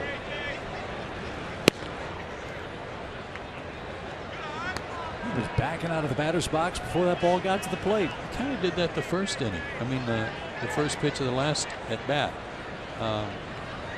He was just taken all the way, not interested.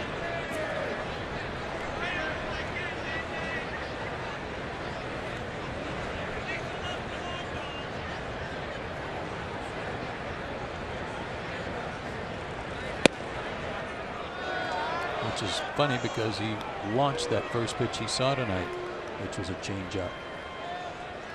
Scherzer wanted that pitch. He had the plate. I guess it was low.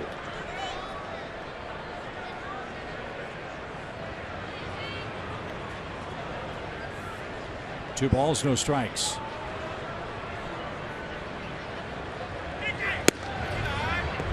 What a great arsenal to have, though, that like Scherzer, when you get in a jam or get a guy at third with one out, you know contact will probably get the run in, and to be able to strike people out like he does at such a huge rate as he does.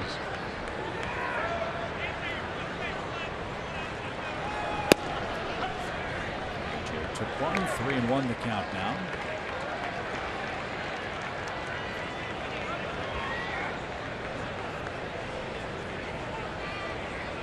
Scherzer struck out 7 in 7 innings in Atlanta. He's got 4 strikeouts in 4 2/3 tonight. He's rallied for a full count to Braves catcher A.J. Brzezinski.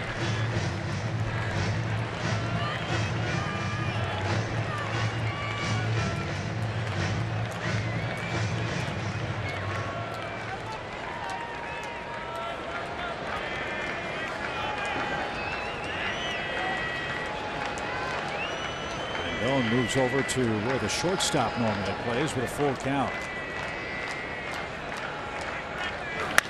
AJ bounces it up the middle. Espinosa with a throw to first in time, and the Braves waste a leadoff double by Nick Markakis.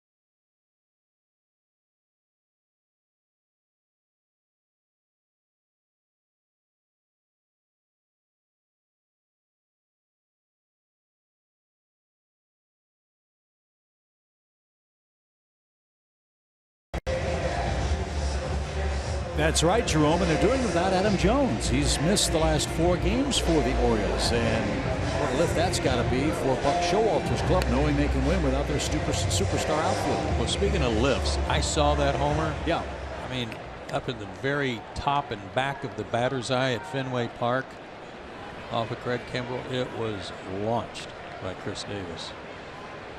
So the Orioles, Jerome's right, now perfect 6-0 on the year.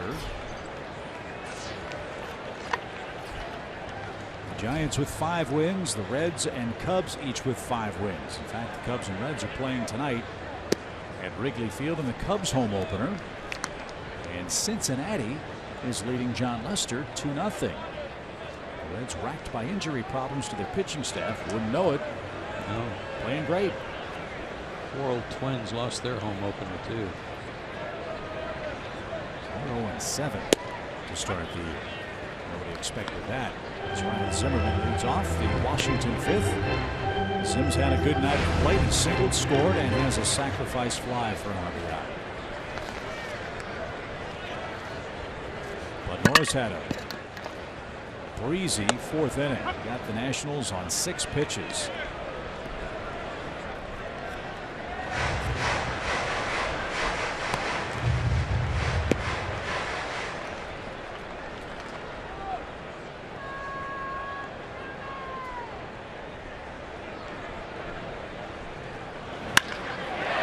Toward left center field. Oliveira on the run. Can't cut it off. That rolls all the way to the fence. And Zimmerman stops at second with a leadoff double. Hanging breaking ball. That's what it looked like, and he didn't miss it. Yep. To the inner part of the plate. Scorched it.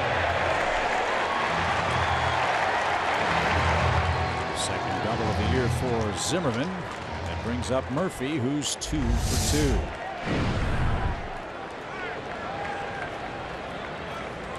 Let's try something different. Let's get this guy out. Braves haven't had much luck doing that.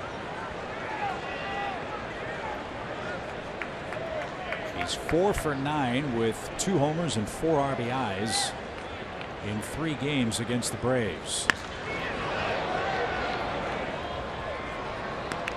Strike one. And remember, the big hit he got against the Braves to win that game in extra innings was a little looping double down the left field line. And Oliveira's playing over that way. Looks like they may have tried to or talked about it and decided to pitch him away here.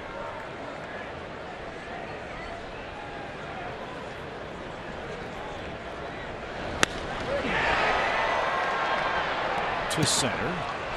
Stubbs makes the play. And Murphy is finally retired. If you missed it, Malex Smith was thrown out trying to steal second base in the 4th inning. He suffered a laceration above his left eye. It appeared the batting helmet came off and bounced up and cut him in the forehead. Laceration, he's day to day. Just a bizarre play. I mean, as many bases as he's stolen in his career, for that to happen in his first big league game, bizarre. But he did pick up his first major league hit and scored his first major league run tonight. So he'll be back at it for the Braves tomorrow. We'll have to wait and see. Here's Worth. He's walked and flied out. Jason takes the ball. Once they're able to patch that, at least what it looked like, I don't think it's going to affect him wearing his cap and hopefully not his batting helmet. So once they get it stapled back together or whatever they got to do, hopefully he'll be ready to go tomorrow if he plays against Gio Gonzalez.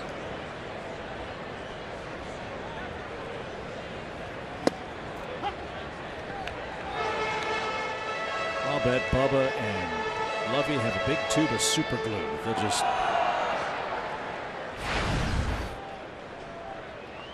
go to work on that cut.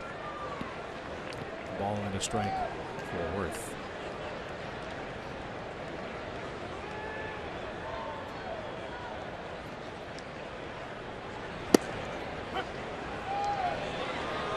He's taking a lot of fastballs right down the middle against the Braves so far this year, hasn't he? Yeah, and I don't know if it's because he's doing a lot of guessing. That was a good pitch. He was standing there. I don't know if he was upset with Dale Scott or upset with himself for just not swinging the bat.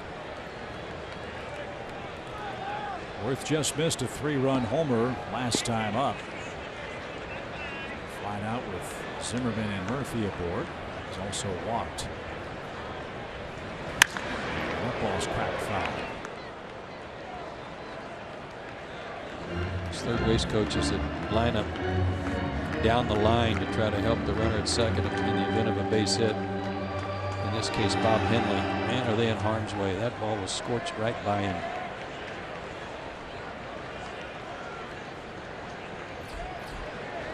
He's got to be only, what, 50 feet from home plate. His back turned to the right-hand hitter. 1 ball, 2 strikes. When he was coaching for the Cardinals and Mark McGuire would stand in the batter's box, he'd be 50 feet beyond the third base bag. And halfway behind the tarp. But look where Henley is set up.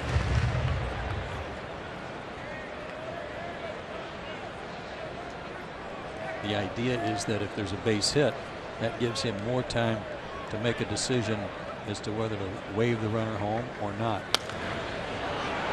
Popped up right side.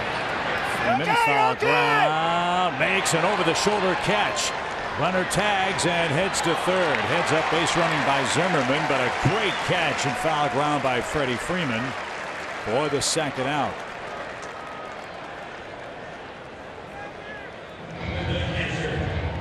Outstanding catch.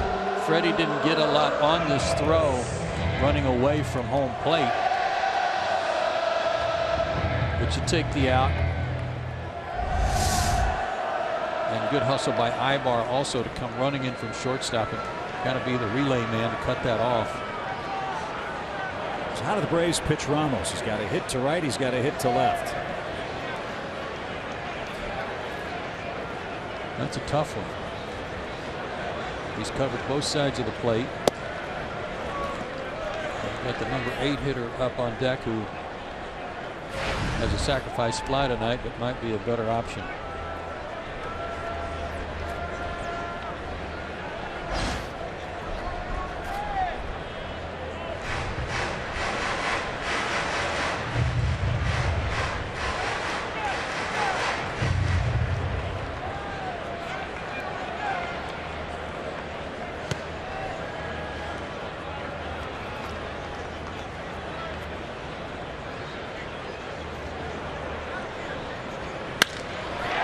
Ramos another base hit, and that hit the umpire.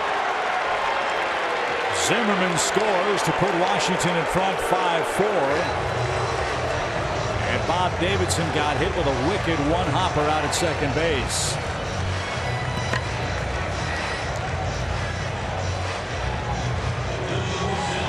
Dave Bob's been around for a long time and could not get out of the way of this. From that distance. But Ramos torments the Braves again. It wasn't to right, it wasn't to left, it was up the middle. So he's 3 for 3. Washington takes the lead 5-4, and here's Espinosa with an RBI tonight.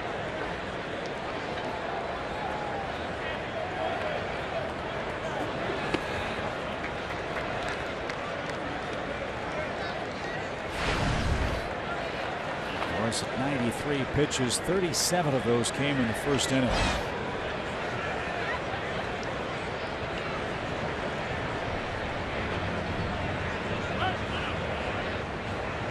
Ramos came into the game 0 for 9 in that 2-game series against Miami. Braves couldn't vouch for that, not the way he's hit them.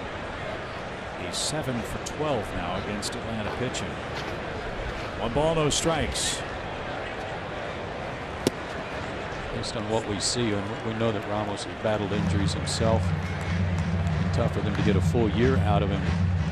But the way he's swinging the bat, what we've seen, and especially his defense and ability to throw, he's emerging as one of the best catchers in the National League. Well, we just saw arguably the best against the Cardinals in Yadier Molina. This might be Molina light. This might be the heir apparent and might be better than Molina at this point.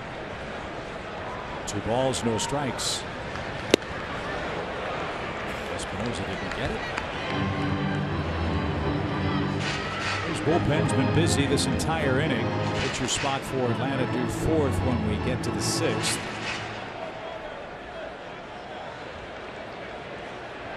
Gondo and Cervenka are Braves relievers working.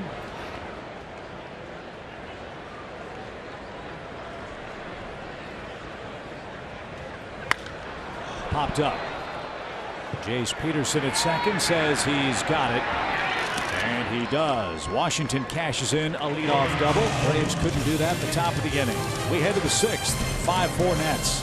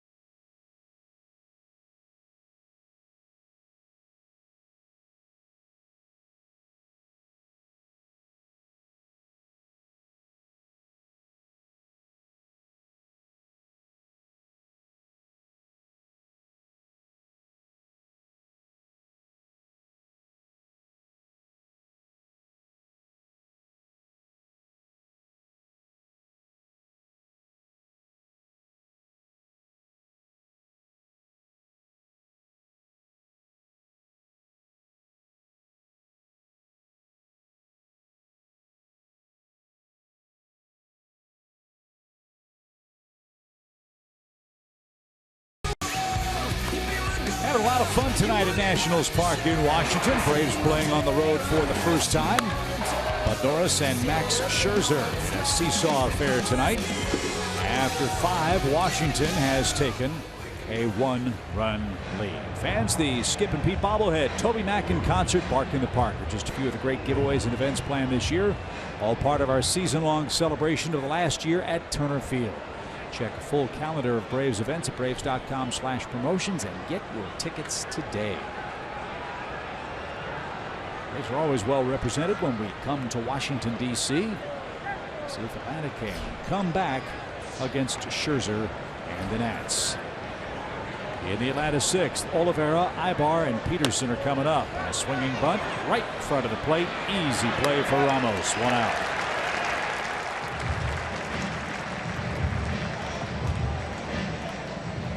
For those of you that just joined us, Malex Smith joined the ball club today, called up, started the game, got a base hit, scored a run, and then on his first stolen base attempt, his helmet came off, bounced against the base, came up, hit him in the face, and gashed his forehead right between the eyes. He had to come out of the game. Had a heck of a cut. I've never seen that before. I don't think I've ever seen that before. It didn't even look like the edge of the helmet. It looked like the round top of the helmet. Hard to see.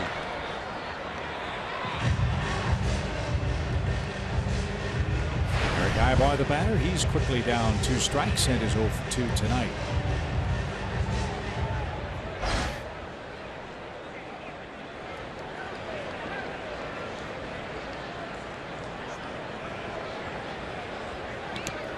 First 5 Braves games this year, partner, this is the time of game where offense has been very, very tough to come by and large. There's not been many hits, not many offensive rallies late in the ball game. Need one tonight, trailing 5-4.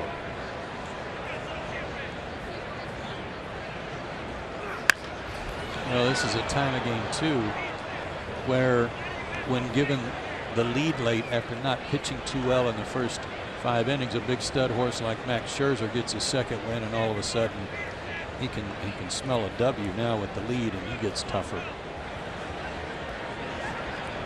Pitch number 94 from Scherzer. He is rolled foul and out of play.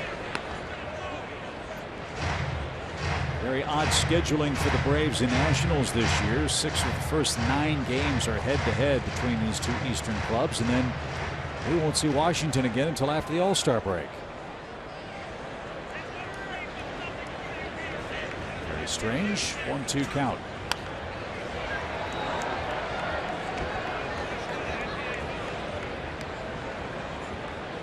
Tonight our first of 4 in Washington.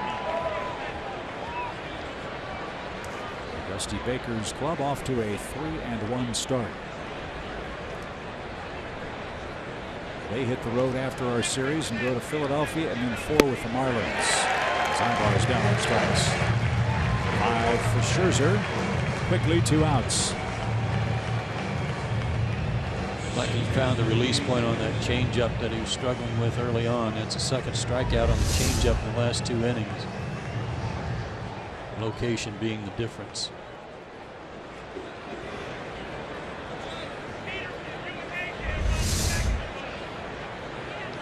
Chase Peterson picked up his second hit of the season, his first time up, and also scored a run. He tried to bunt last time out, bunted it too hard and right at Zimmerman at first. Ball 1.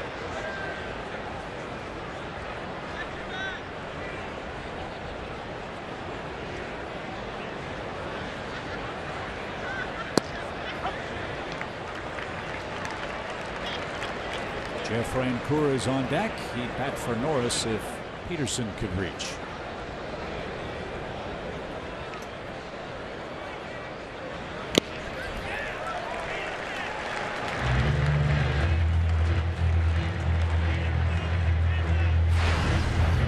Still got some gas. That was 95. Pitch number 100 coming as the Washington bullpen works. Scherzer's due first when the Nats come up. And Peterson Anderson couldn't check his swing and is struck out. 100 pitches for Max Scherzer, 6 strikeouts, and more importantly for the Nationals, he has a 1-run lead.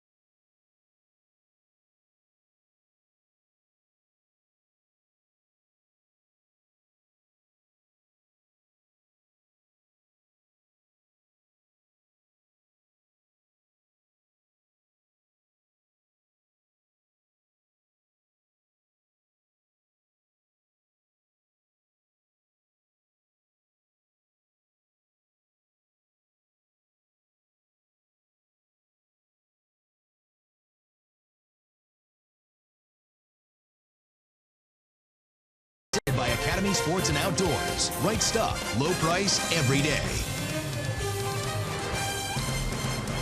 Joe and Chip with you from Nationals Park. Paul Bird along as well. Game 1 of our series. Washington 5, Atlanta 4. The evening is over for Bud Norris. He went 6 innings.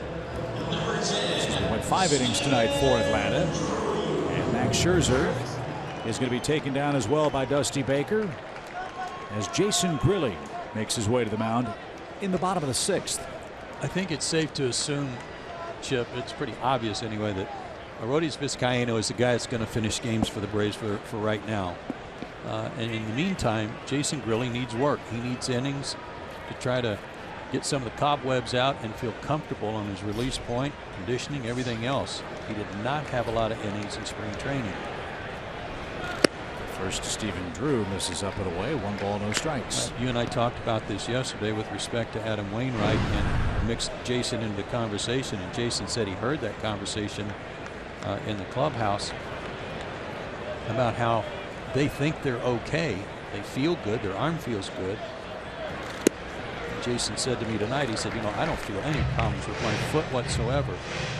But they're not where they were before the injury. It might take a while for that to happen. It might take 5 or 6 starts for Wainwright. It might take 10 or 12 outings for Jason to feel like. Down the right field line, foul by Drew. To feel like he's got good command, his release point's where it is, and that he has some semblance of what happened. They're both, you know, way for Jason, way less than a year away from surgery. It's remarkable that he's out there. So getting this extra work in is going to go a long way toward helping him feel better, feel more confident. Yeah, the big league calendar says April 11th, and as we were talking in between commercial breaks, pitching-wise, this might as well be March 11th for Jason Grilli. Maybe Wainwright too. They're both veterans, and Jason and I had a conversation tonight too. Guys that pitch or play at a very high level and are used to competing at such a high level, it's hard for them to understand that their body doesn't heal fast enough for them to be able to do what they are accustomed to doing. They just don't get it. It should be ready. I should be ready. Popped up. Who wants it? AJ. It's going to be Grilli right in front of the pitcher's mound who makes the grab. That shouldn't happen. Freddie or Garcia's got to take charge there. That ball was hit high enough for one of those guys to come in and get it. And certainly AJ got no shot coming up from behind the plate.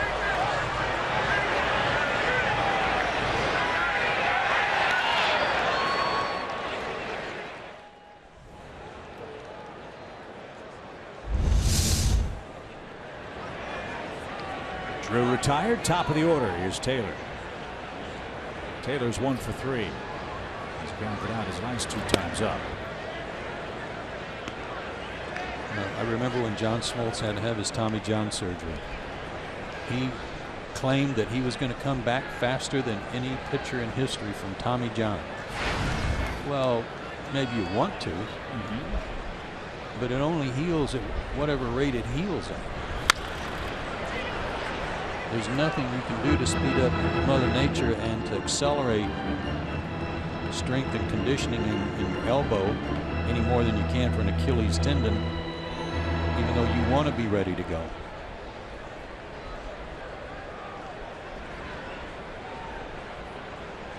No balls, 2 strikes. Base is empty for Taylor. We're in the 6th.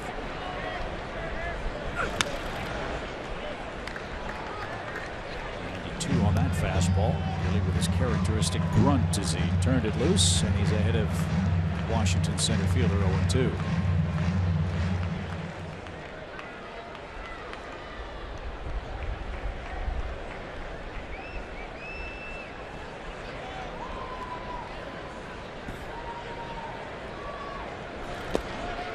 That's low and away, no swing, 1 ball, 2 strikes.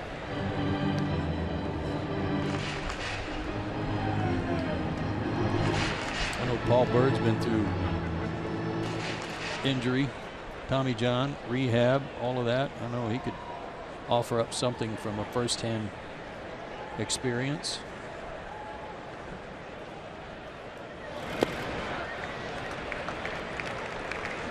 Two.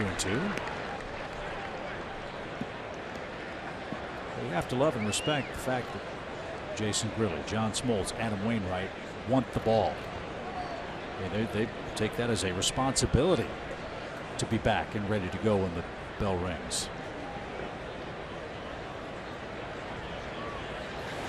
Swing and a miss by Taylor.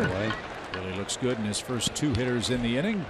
And Paul, you can relate to what Grilli's going through, albeit with a different injury, right? Oh, absolutely. And as a competitor, as an athlete, you always want to come back quicker.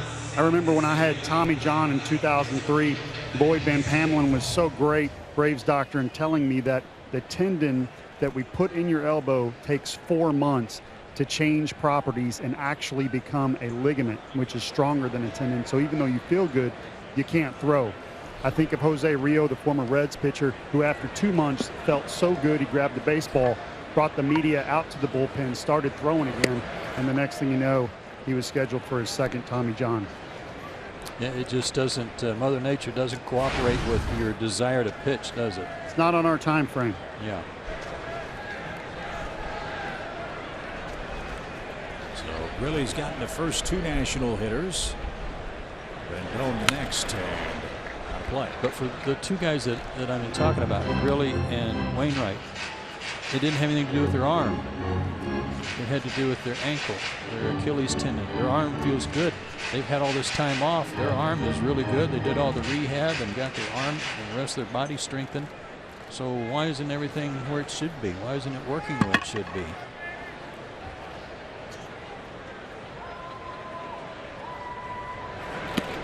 That's a question us non-athletes ask ourselves all the time.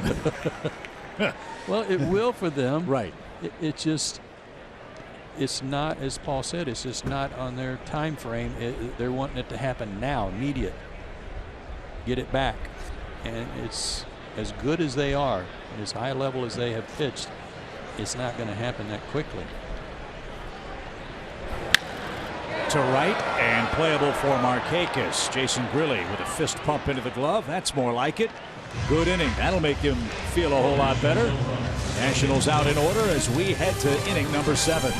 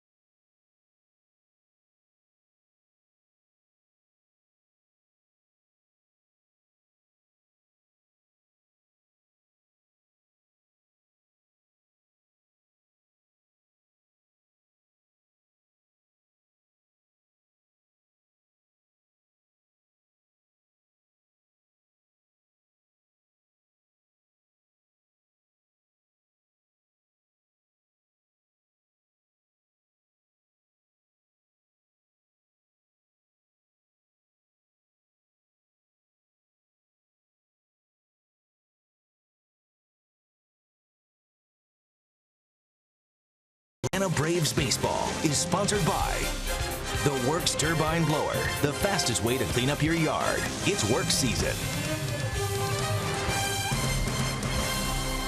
Seventh inning in Washington. It's 5-4 Nationals. They're into their bullpen with former Braves farmhand, right-hander Matt Belisle.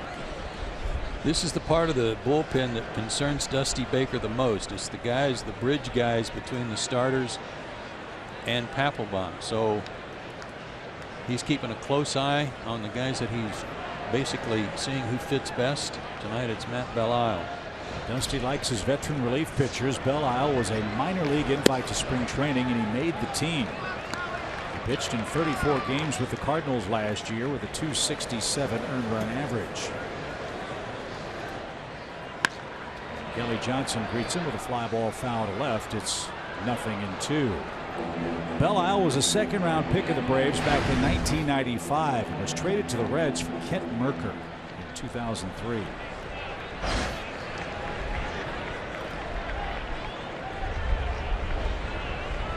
Nine 1-2 on the lineup card for Freddie Gonzalez with the Braves down a run late.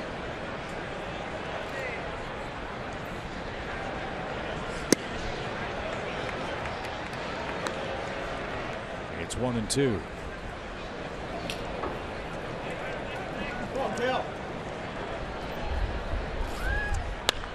Driven toward right. Harper on the run makes a waist-high catch.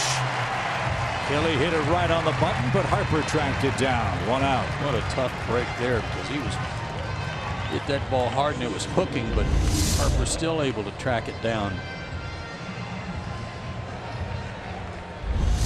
The Braves pinch hitters luckless so far this year. They're 0 for 8 combined. As we go back to the top of the order, Drew Stubbs gets his first at bat. Remember, he came on after Malex Smith was injured trying to steal second base in the 4th inning. It was a laceration to the forehead, and the helmet came off and plunked him.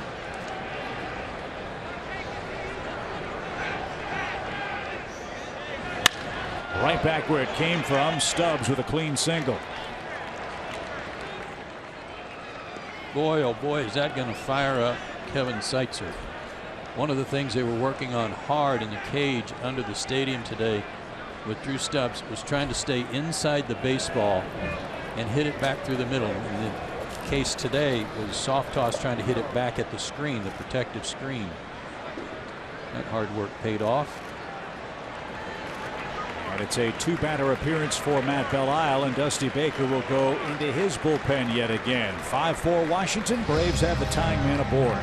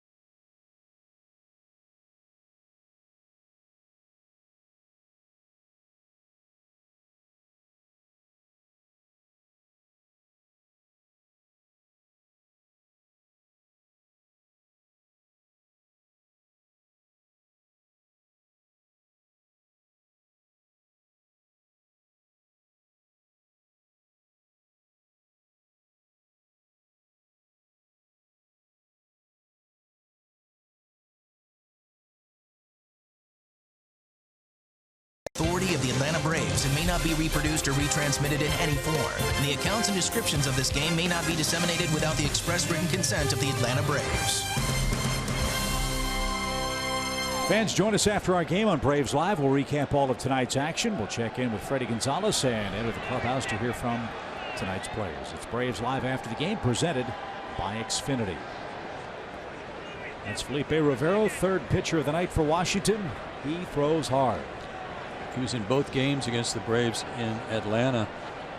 Gave up a run in his first outing thanks to a couple of walks that he gave the Braves, and then the next 2 days later, an inning and a third, retired all 4 batters and struck out 2. Did not face Markakis.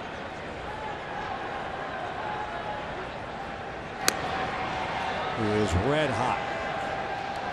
Nick has 8 hits in his last 20 at bats, 2 more doubles tonight after 3 yesterday. He's got 6 two-base hits for the season.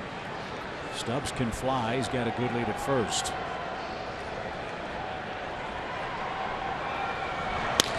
And a bouncing ball towards short. Second for 1, first for 2, and Rivero comes in and gets a double play ball to send us to the 7th inning stretch. Washington maintains a lead 5-4. They'll have Bryce Harper leading off the bottom half of the inning in game 1 of our big series here at Nationals Park.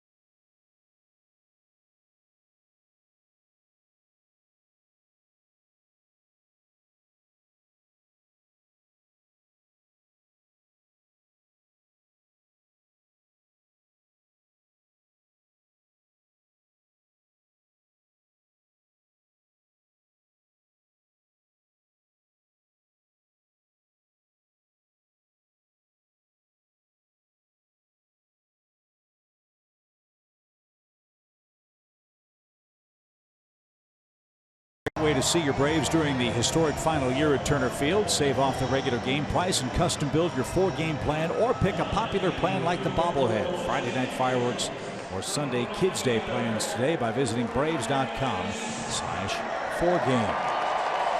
Home 7th, Nationals by a run. The Braves go into the bullpen again. It's veteran left-hander Eric O'Flaherty's turn to pitch. Yeah, it's been a rough start for Eric. Some of it not of his own doing. He'll suck up a couple of losses,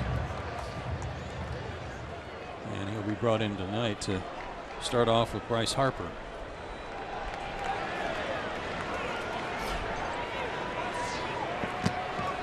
Quiet night to this point for Harper, who has walked, stolen a base, and scored. He's grounded out to Freddie Freeman in his other 2 appearances.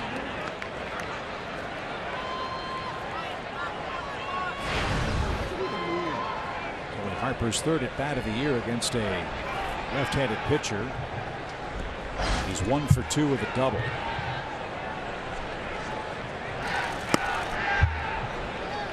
Eric wanted that pitch, didn't get it. 1 ball, 1 strike.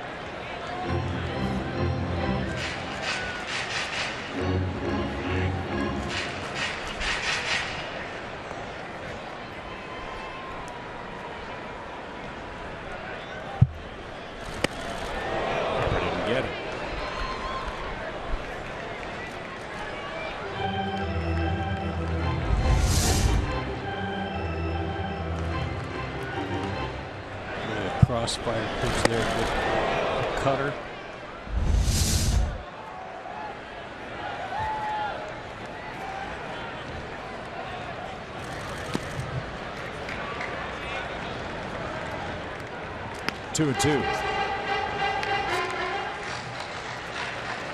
brought him back because of the kind of person he is, because of his success he had in a Braves uniform, and because he's had luck against lefties. A rare cash deal for the Braves. They sent cash to the Pittsburgh Pirates on March 27th to bring Eric back. And Harper just took strike 3. O'Flaherty gets his man. Excellent start to the home 7th. First time he struck out this year. High breaking ball. And a good pitch.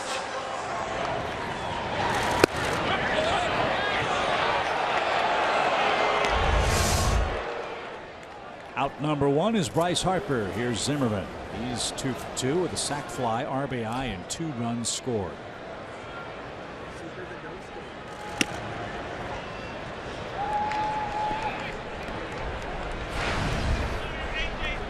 Braves went to Pittsburgh to get Eric O'Flaherty because coming out of spring training, that was a huge question mark for this team.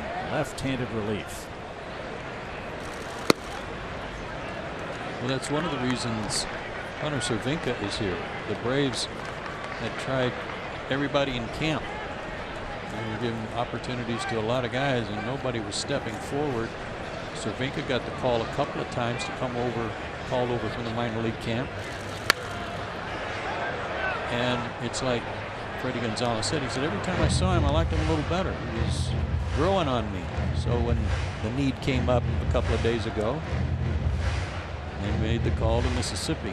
Yeah, it's a term you used a lot during our 4 spring telecasts. It really was an opportunity for all of those relief guys to showcase their talents.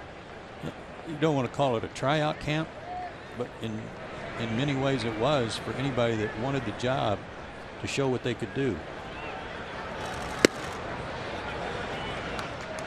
Off the plate, 3 balls and a strike for Ryan Zimmerman. The left-handed bat Murphy waits on deck. He's finally got him out last time up.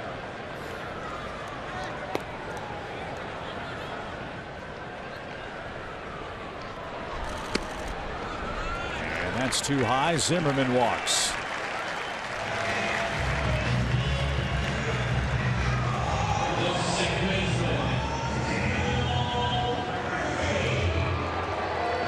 $18,119 is tonight's attendance in Washington. They were brought to their feet by Murphy's 2-run homer in the first. Braves led 2-0 after a half inning. The Nationals took a 3-2 lead on Murphy's long ball.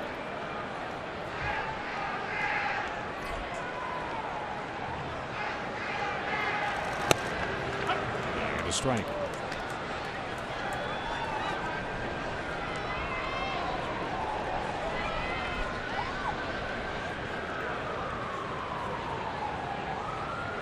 Lefties haven't bothered Murphy this year. He's a perfect 3 for 3 against them with 4 RBIs. And that's well hit towards center, but right at Stubbs. So Murphy's perfect run against lefties ends.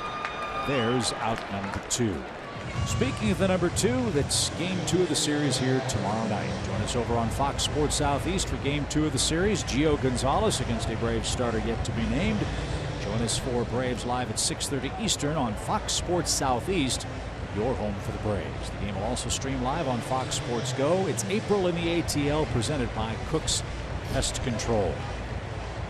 Eric O'Flaherty works 2/3 of an inning with a strikeout and a walk.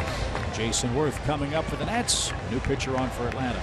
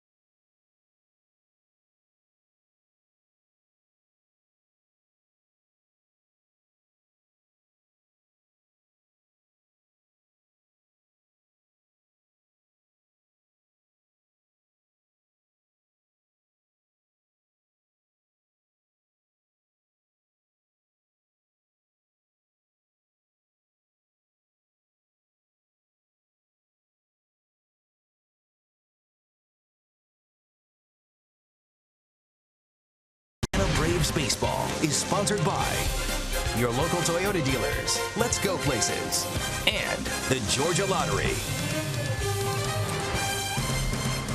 2 outs, man aboard for Washington in the bottom of the 7th inning. 5-4 is your score. Atlanta back in the bullpen. This time it's Alexio Gondo. His job, get Jason Worth. Pretty simple. Again, we use that term quite often. Hold him right there. That's the case for Gondo, who worked 2 innings against St. Louis a couple of days ago and gave up 2 runs, 1 earned.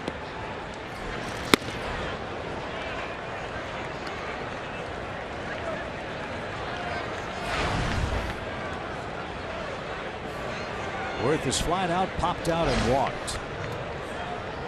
The pop out came in the 5th inning. It was a great play by Freddie Freeman. Foul ground to range deep onto the warning track and make an over the shoulder grab. And released.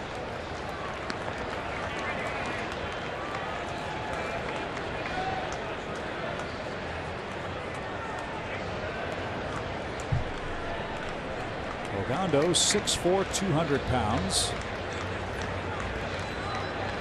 Pitched for the Red Sox last year. Working with the Texas Rangers in 2010. 44 games with a 1.30 ERA. Starting pitcher in 2011, and then lots of injuries sidetracked his career. Most of them right shoulder and right elbow issues.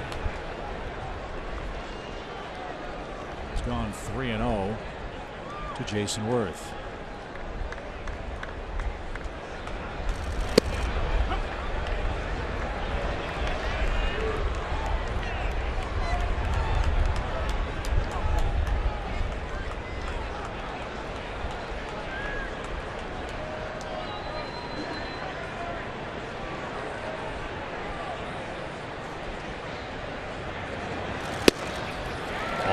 Worth walks for a second time. Second walk of the inning.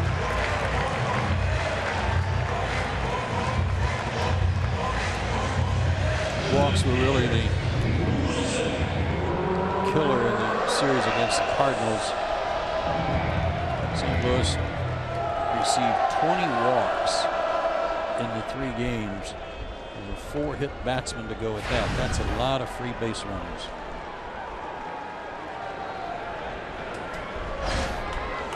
Haven't been able to solve this man. Wilson Ramos is 3 for 3. He's hit him everywhere, left, right, and center.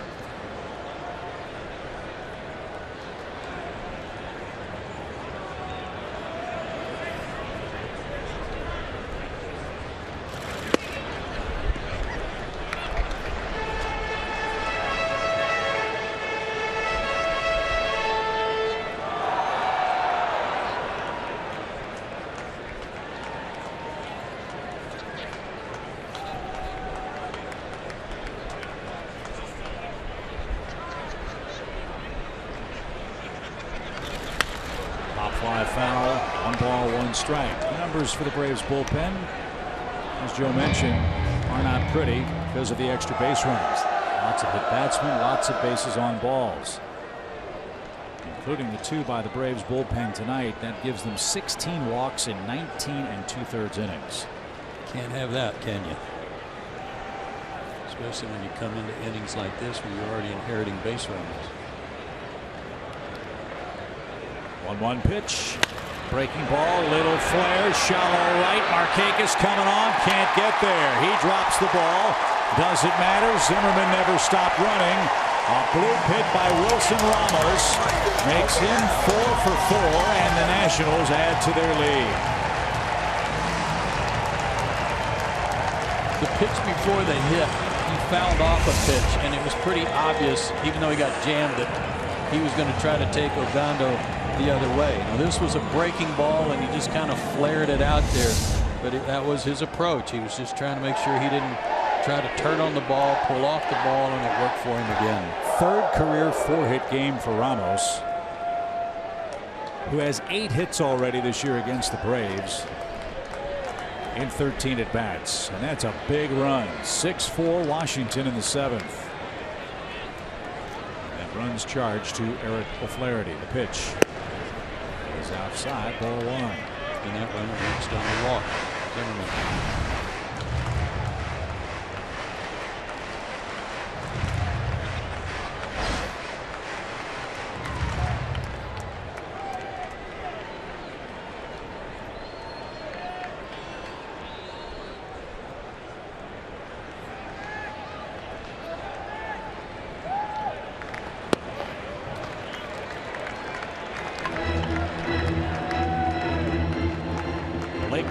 Is up and throwing in the Washington bullpen. Braves will have Freeman, Garcia, and Przinsky coming up in the 8th, but now they're down 2 runs at 6-4.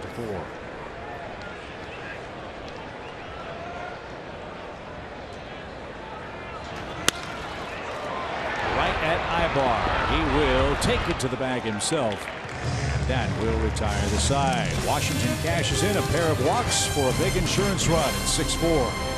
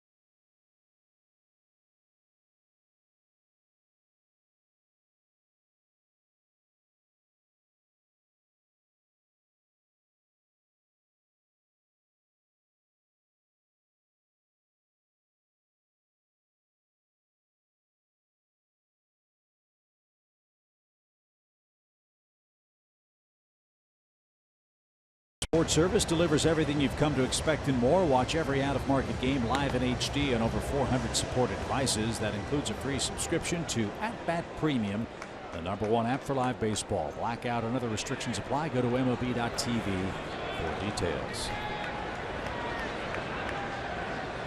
Freddie Freeman leads things off for the Braves in the 8th. He's tonight's Academy Sports and Outdoors leaderboard. And career batting average at this ballpark. Freddie Freeman at the top of the list at .335 coming in. That includes some former Nationals like Christian Guzman and Miguel Escobar. So Trinan was up and throwing for the Nationals, but good strategy for Dusty Baker to not make a pitching change here. Yeah, he's going to leave Rivero in to work to Freddie at least. Garcia, then Przinsky to follow. And a blazing strike. Nothing wrong with this guy's arm. Felipe Rivero can really bring it.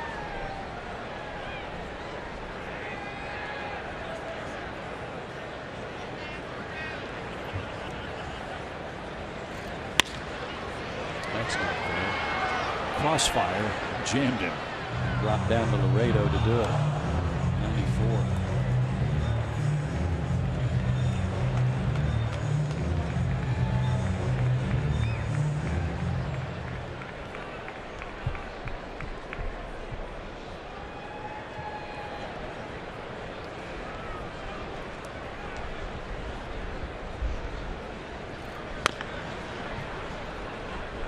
Foul at first. Freddie's still alive. A ball and 2 strikes.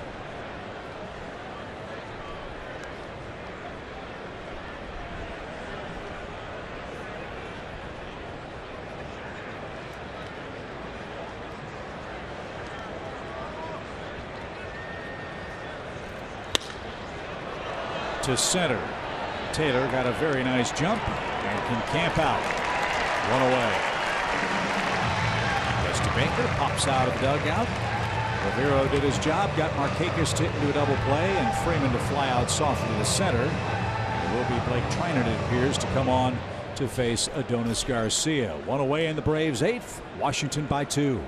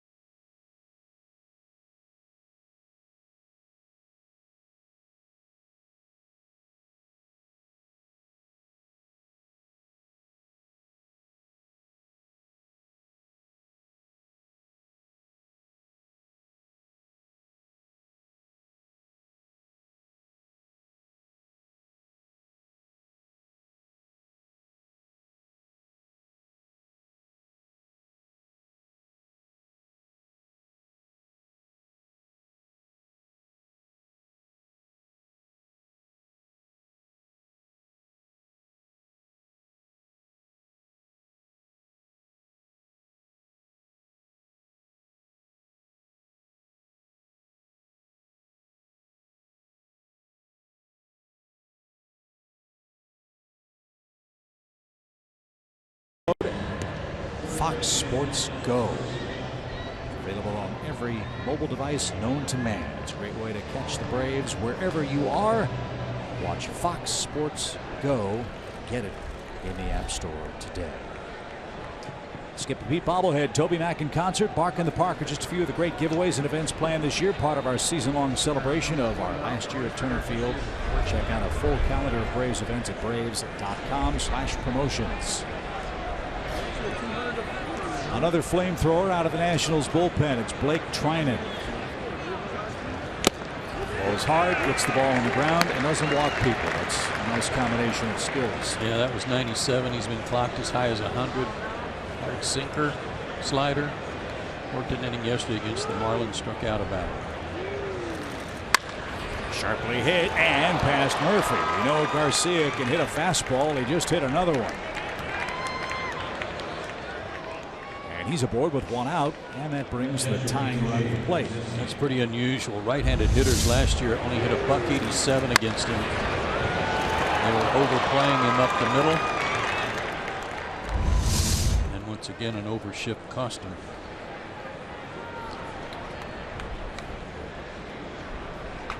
A.J. Pierzynski, a 2-run double his first time up. He's grounded out twice since.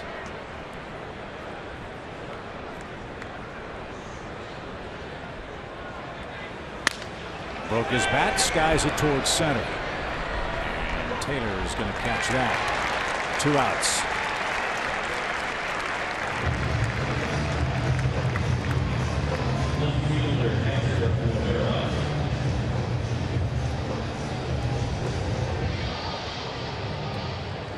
Hector's got it 0 for tonight. And struck out in the 3rd.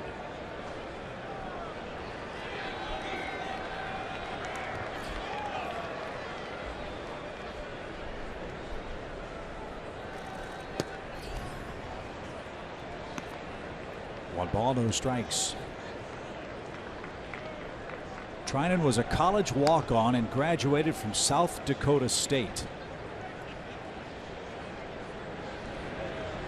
Their team nickname the Jackrabbits.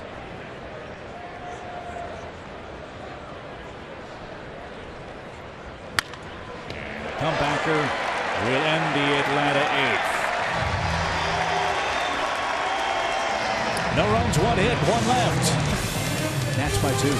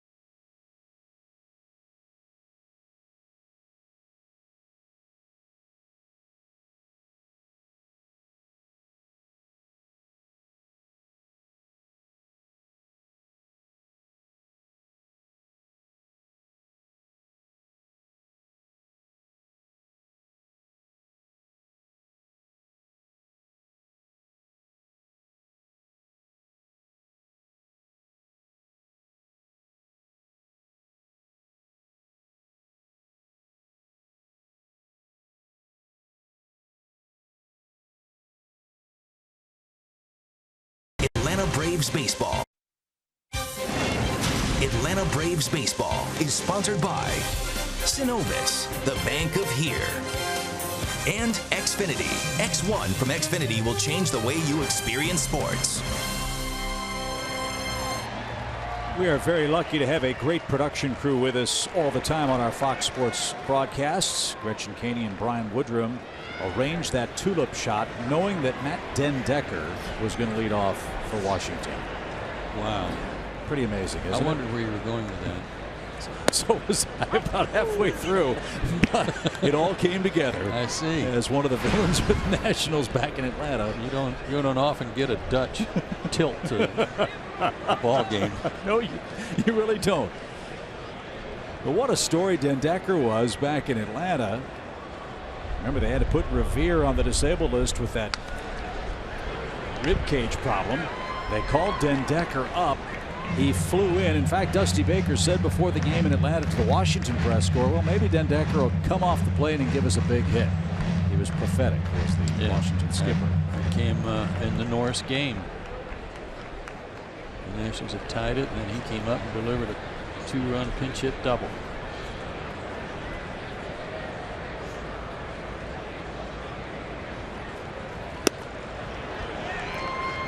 Decker was disposed of very quickly. Take that. 3 pitches retires him. 1 away in the 8th.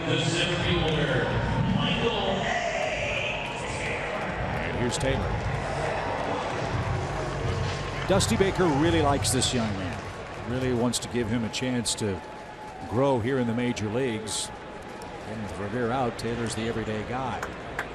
And for the most part tonight, he's been able to put the ball in play. That's going to be a big key for him. A strikeout last time up, as we saw in the base pass, Joe, like Malex Smith. These guys got great wheels. Yeah, he can move, and if he's going to be in the leadoff spot, the fewer strikeouts, the better.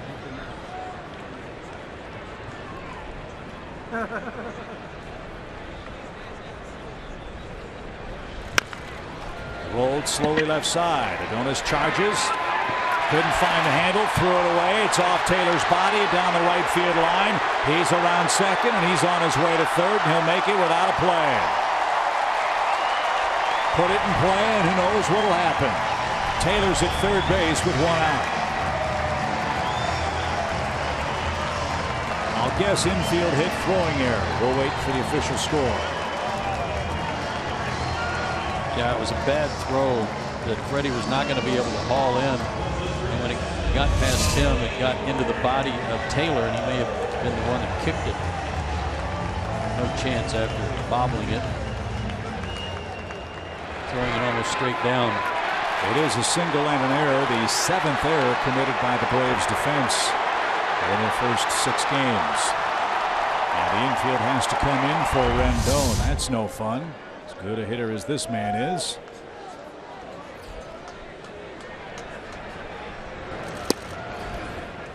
Taken low, ball 1. Told the story a million times about Rendon, but if you haven't heard it, he was originally a draft pick of the Braves out of high school. And he chose not to sign, obviously, with Atlanta. Went to college, played at Rice, and then was selected by the Nationals.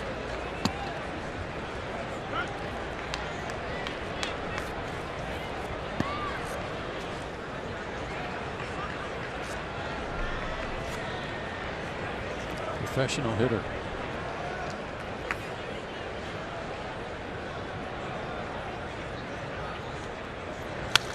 Foul back. Some might say the Nationals last year had a disappointing season, and certainly their record would indicate that would be the case, but they only had their lineup together for a grand total of 2 games for Matt Williams. Injuries really sidetracked their year. Rendon, one of those culprits. He missed 82 games. Hurt his knee in spring training and wasn't right the rest of the year. Foul at the plate. 1 ball, 2 strikes. And he's a solid third baseman too. When they moved Zimmerman from third to first, it was only natural that he would be the guy that moved into that place. Only 4 errors at third base last year in 80 games. You see Malex back on the bench. That laceration attended to. He got patched up. Malex a highlight tonight with a 1-for-3 game in his first big league hit and run. 1-2 for Rendon. 6-4 Nationals. Big run 90 feet away for Washington. Gondo turns it loose. A little pop, shallow right. Nick comes in, makes the catch, and no advance by Taylor. So Rendon can't drive home Taylor. That's the second out. And Bryce Harper is coming up. I know Malex Smith's mom's watching at home down in Florida, and she's probably upset about her baby's pretty face getting marked up tonight, but we're sorry too, man, but this is the big leagues. Well, I said earlier, there's no way that young man's ever going to forget this day. No, he won't. Had a chance to chat with him briefly as he made his way up the dugout steps for the first time. And just as delightful a kid as advertised. We didn't get to see him play this spring. He had already been sent down to minor league camp by the time we started our broadcast schedule. But he's already become a real favorite in the Braves locker room among the players, the coaching staff too, because of that infectious personality, that spark that everyone says he has. And I'm sure we'll see more of it in the days ahead. No way the Braves are going to pitch to Harper here. They'll take their chances with Ryan Zimmerman, who's on deck. Gondo with the second walk. That one, though, intentional. First and third for Zimmerman, who scored 3 runs tonight.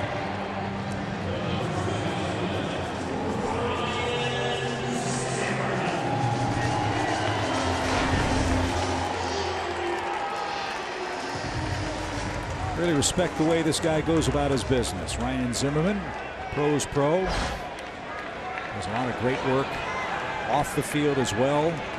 He's on the board of the National Multiple Sclerosis Society. His mom was diagnosed with that disease in 1995. And he does a lot of work with the ZIMS Foundation to raise money in the hopes of finding a cure for that disease. Harper's running.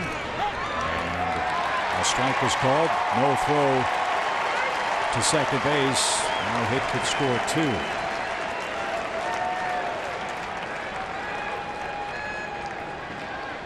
Zim, a local kid, donated $1 million to the University of Virginia's baseball program.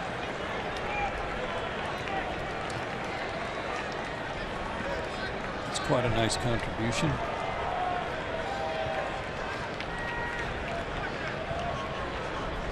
No balls and a strike. He also has several things that are somewhat unique about his swing. He's got the high front leg kick. He always seems to be on time and be able to get it down. But watch his grip. His grip on the bat, that little finger is almost like a golf grip up over the top of the index finger on his left hand. No balls, 2 strikes. Sharply hit. Ibar's got it. Nearly fell down. It was hit so hard. And that will retire the side. 2 left for the Nationals in the 8th. Braves are up in the 9th. Down 2.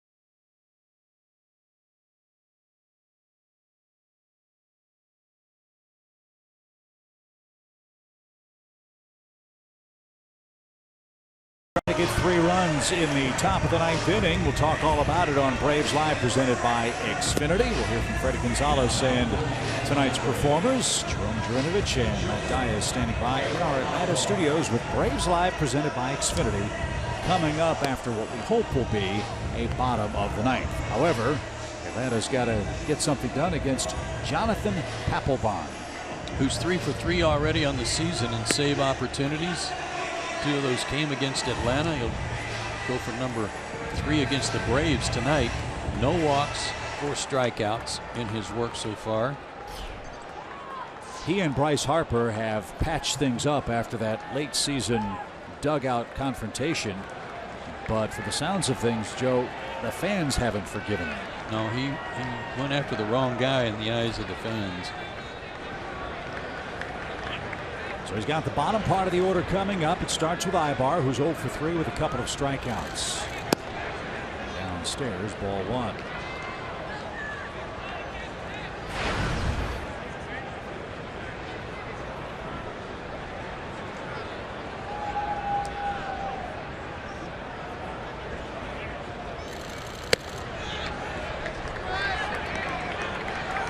Braves had 5 hits in the first 2 innings off Scherzer, but have only mustered 3 since then.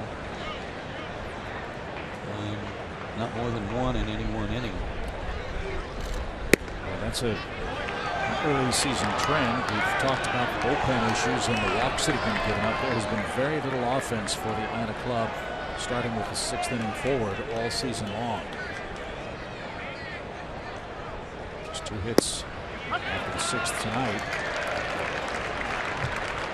Hurt the 5th when he got the leadoff double from Markakis and had a chance to get the lead back and couldn't get him in. And Freddie got him to 3rd with a ground out. Garcia struck out. AJ grounded out to end the threat. And a 4 count for Ibar from Jonathan Papelbon.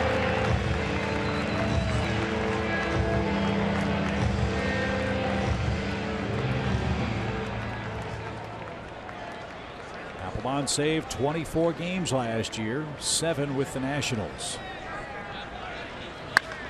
And a fly ball toward Taylor in center. Another good jump. He'll drift back and make the catch. Braves fans, we invite you to become an A-list member today and get multiple ticket options and exclusive benefits for your unique needs.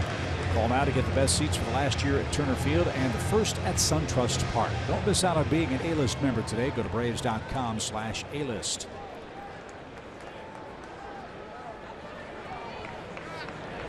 Jace Peterson is the batter. Jace had a 2nd inning single and scored the 3rd Braves run. Takes a ball. Papelbon now 352 career saves. He's a 6-time All-Star.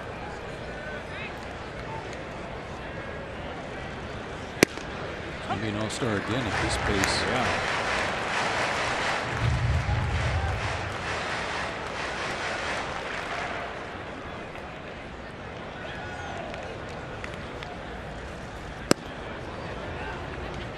Mixes in a split now with his slider. Complement his fastball.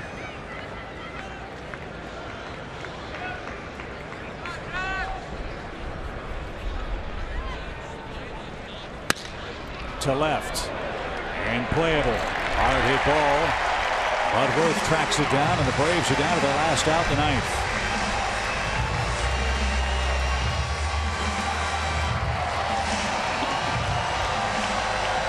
Gordon Beckham.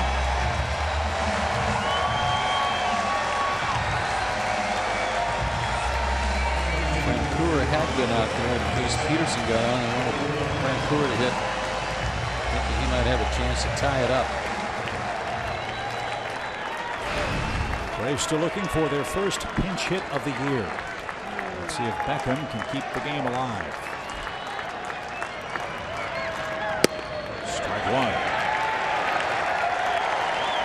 Braves an out away from suffering an 11th consecutive defeat in Washington.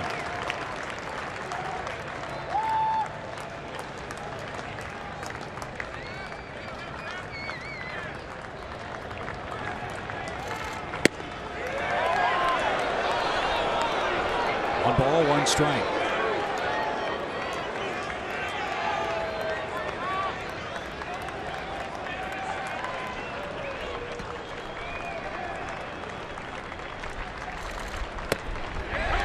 Here's the breaking ball.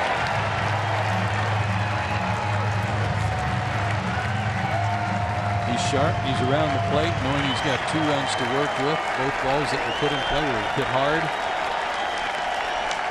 He's willing to give that up. Now 2-2.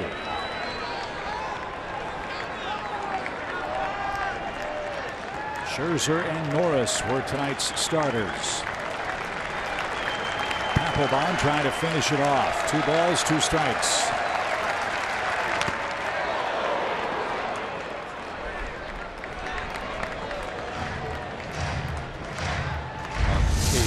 Ramos.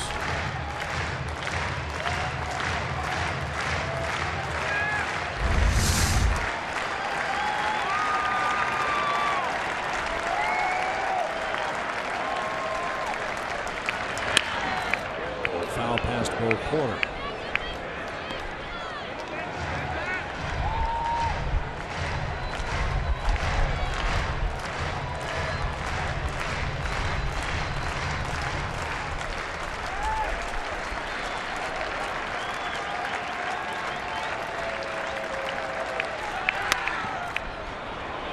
Going easily in the 9th. Still 2-2.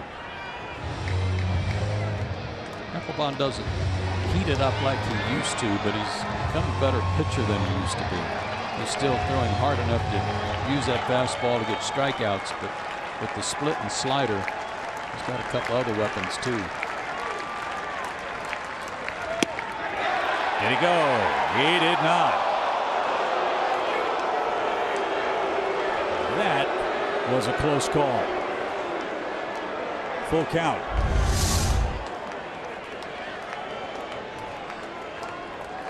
He didn't go. But a swing in the counts, he'd say. Might have just swung the ball 4. At least he hadn't after hitting it off his leg.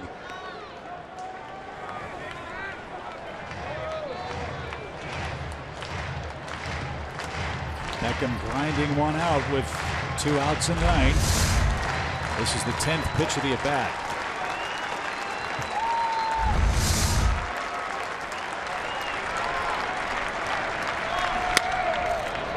To right and right at Harper, and the Nationals have beaten the Braves. 6-4 is your final score.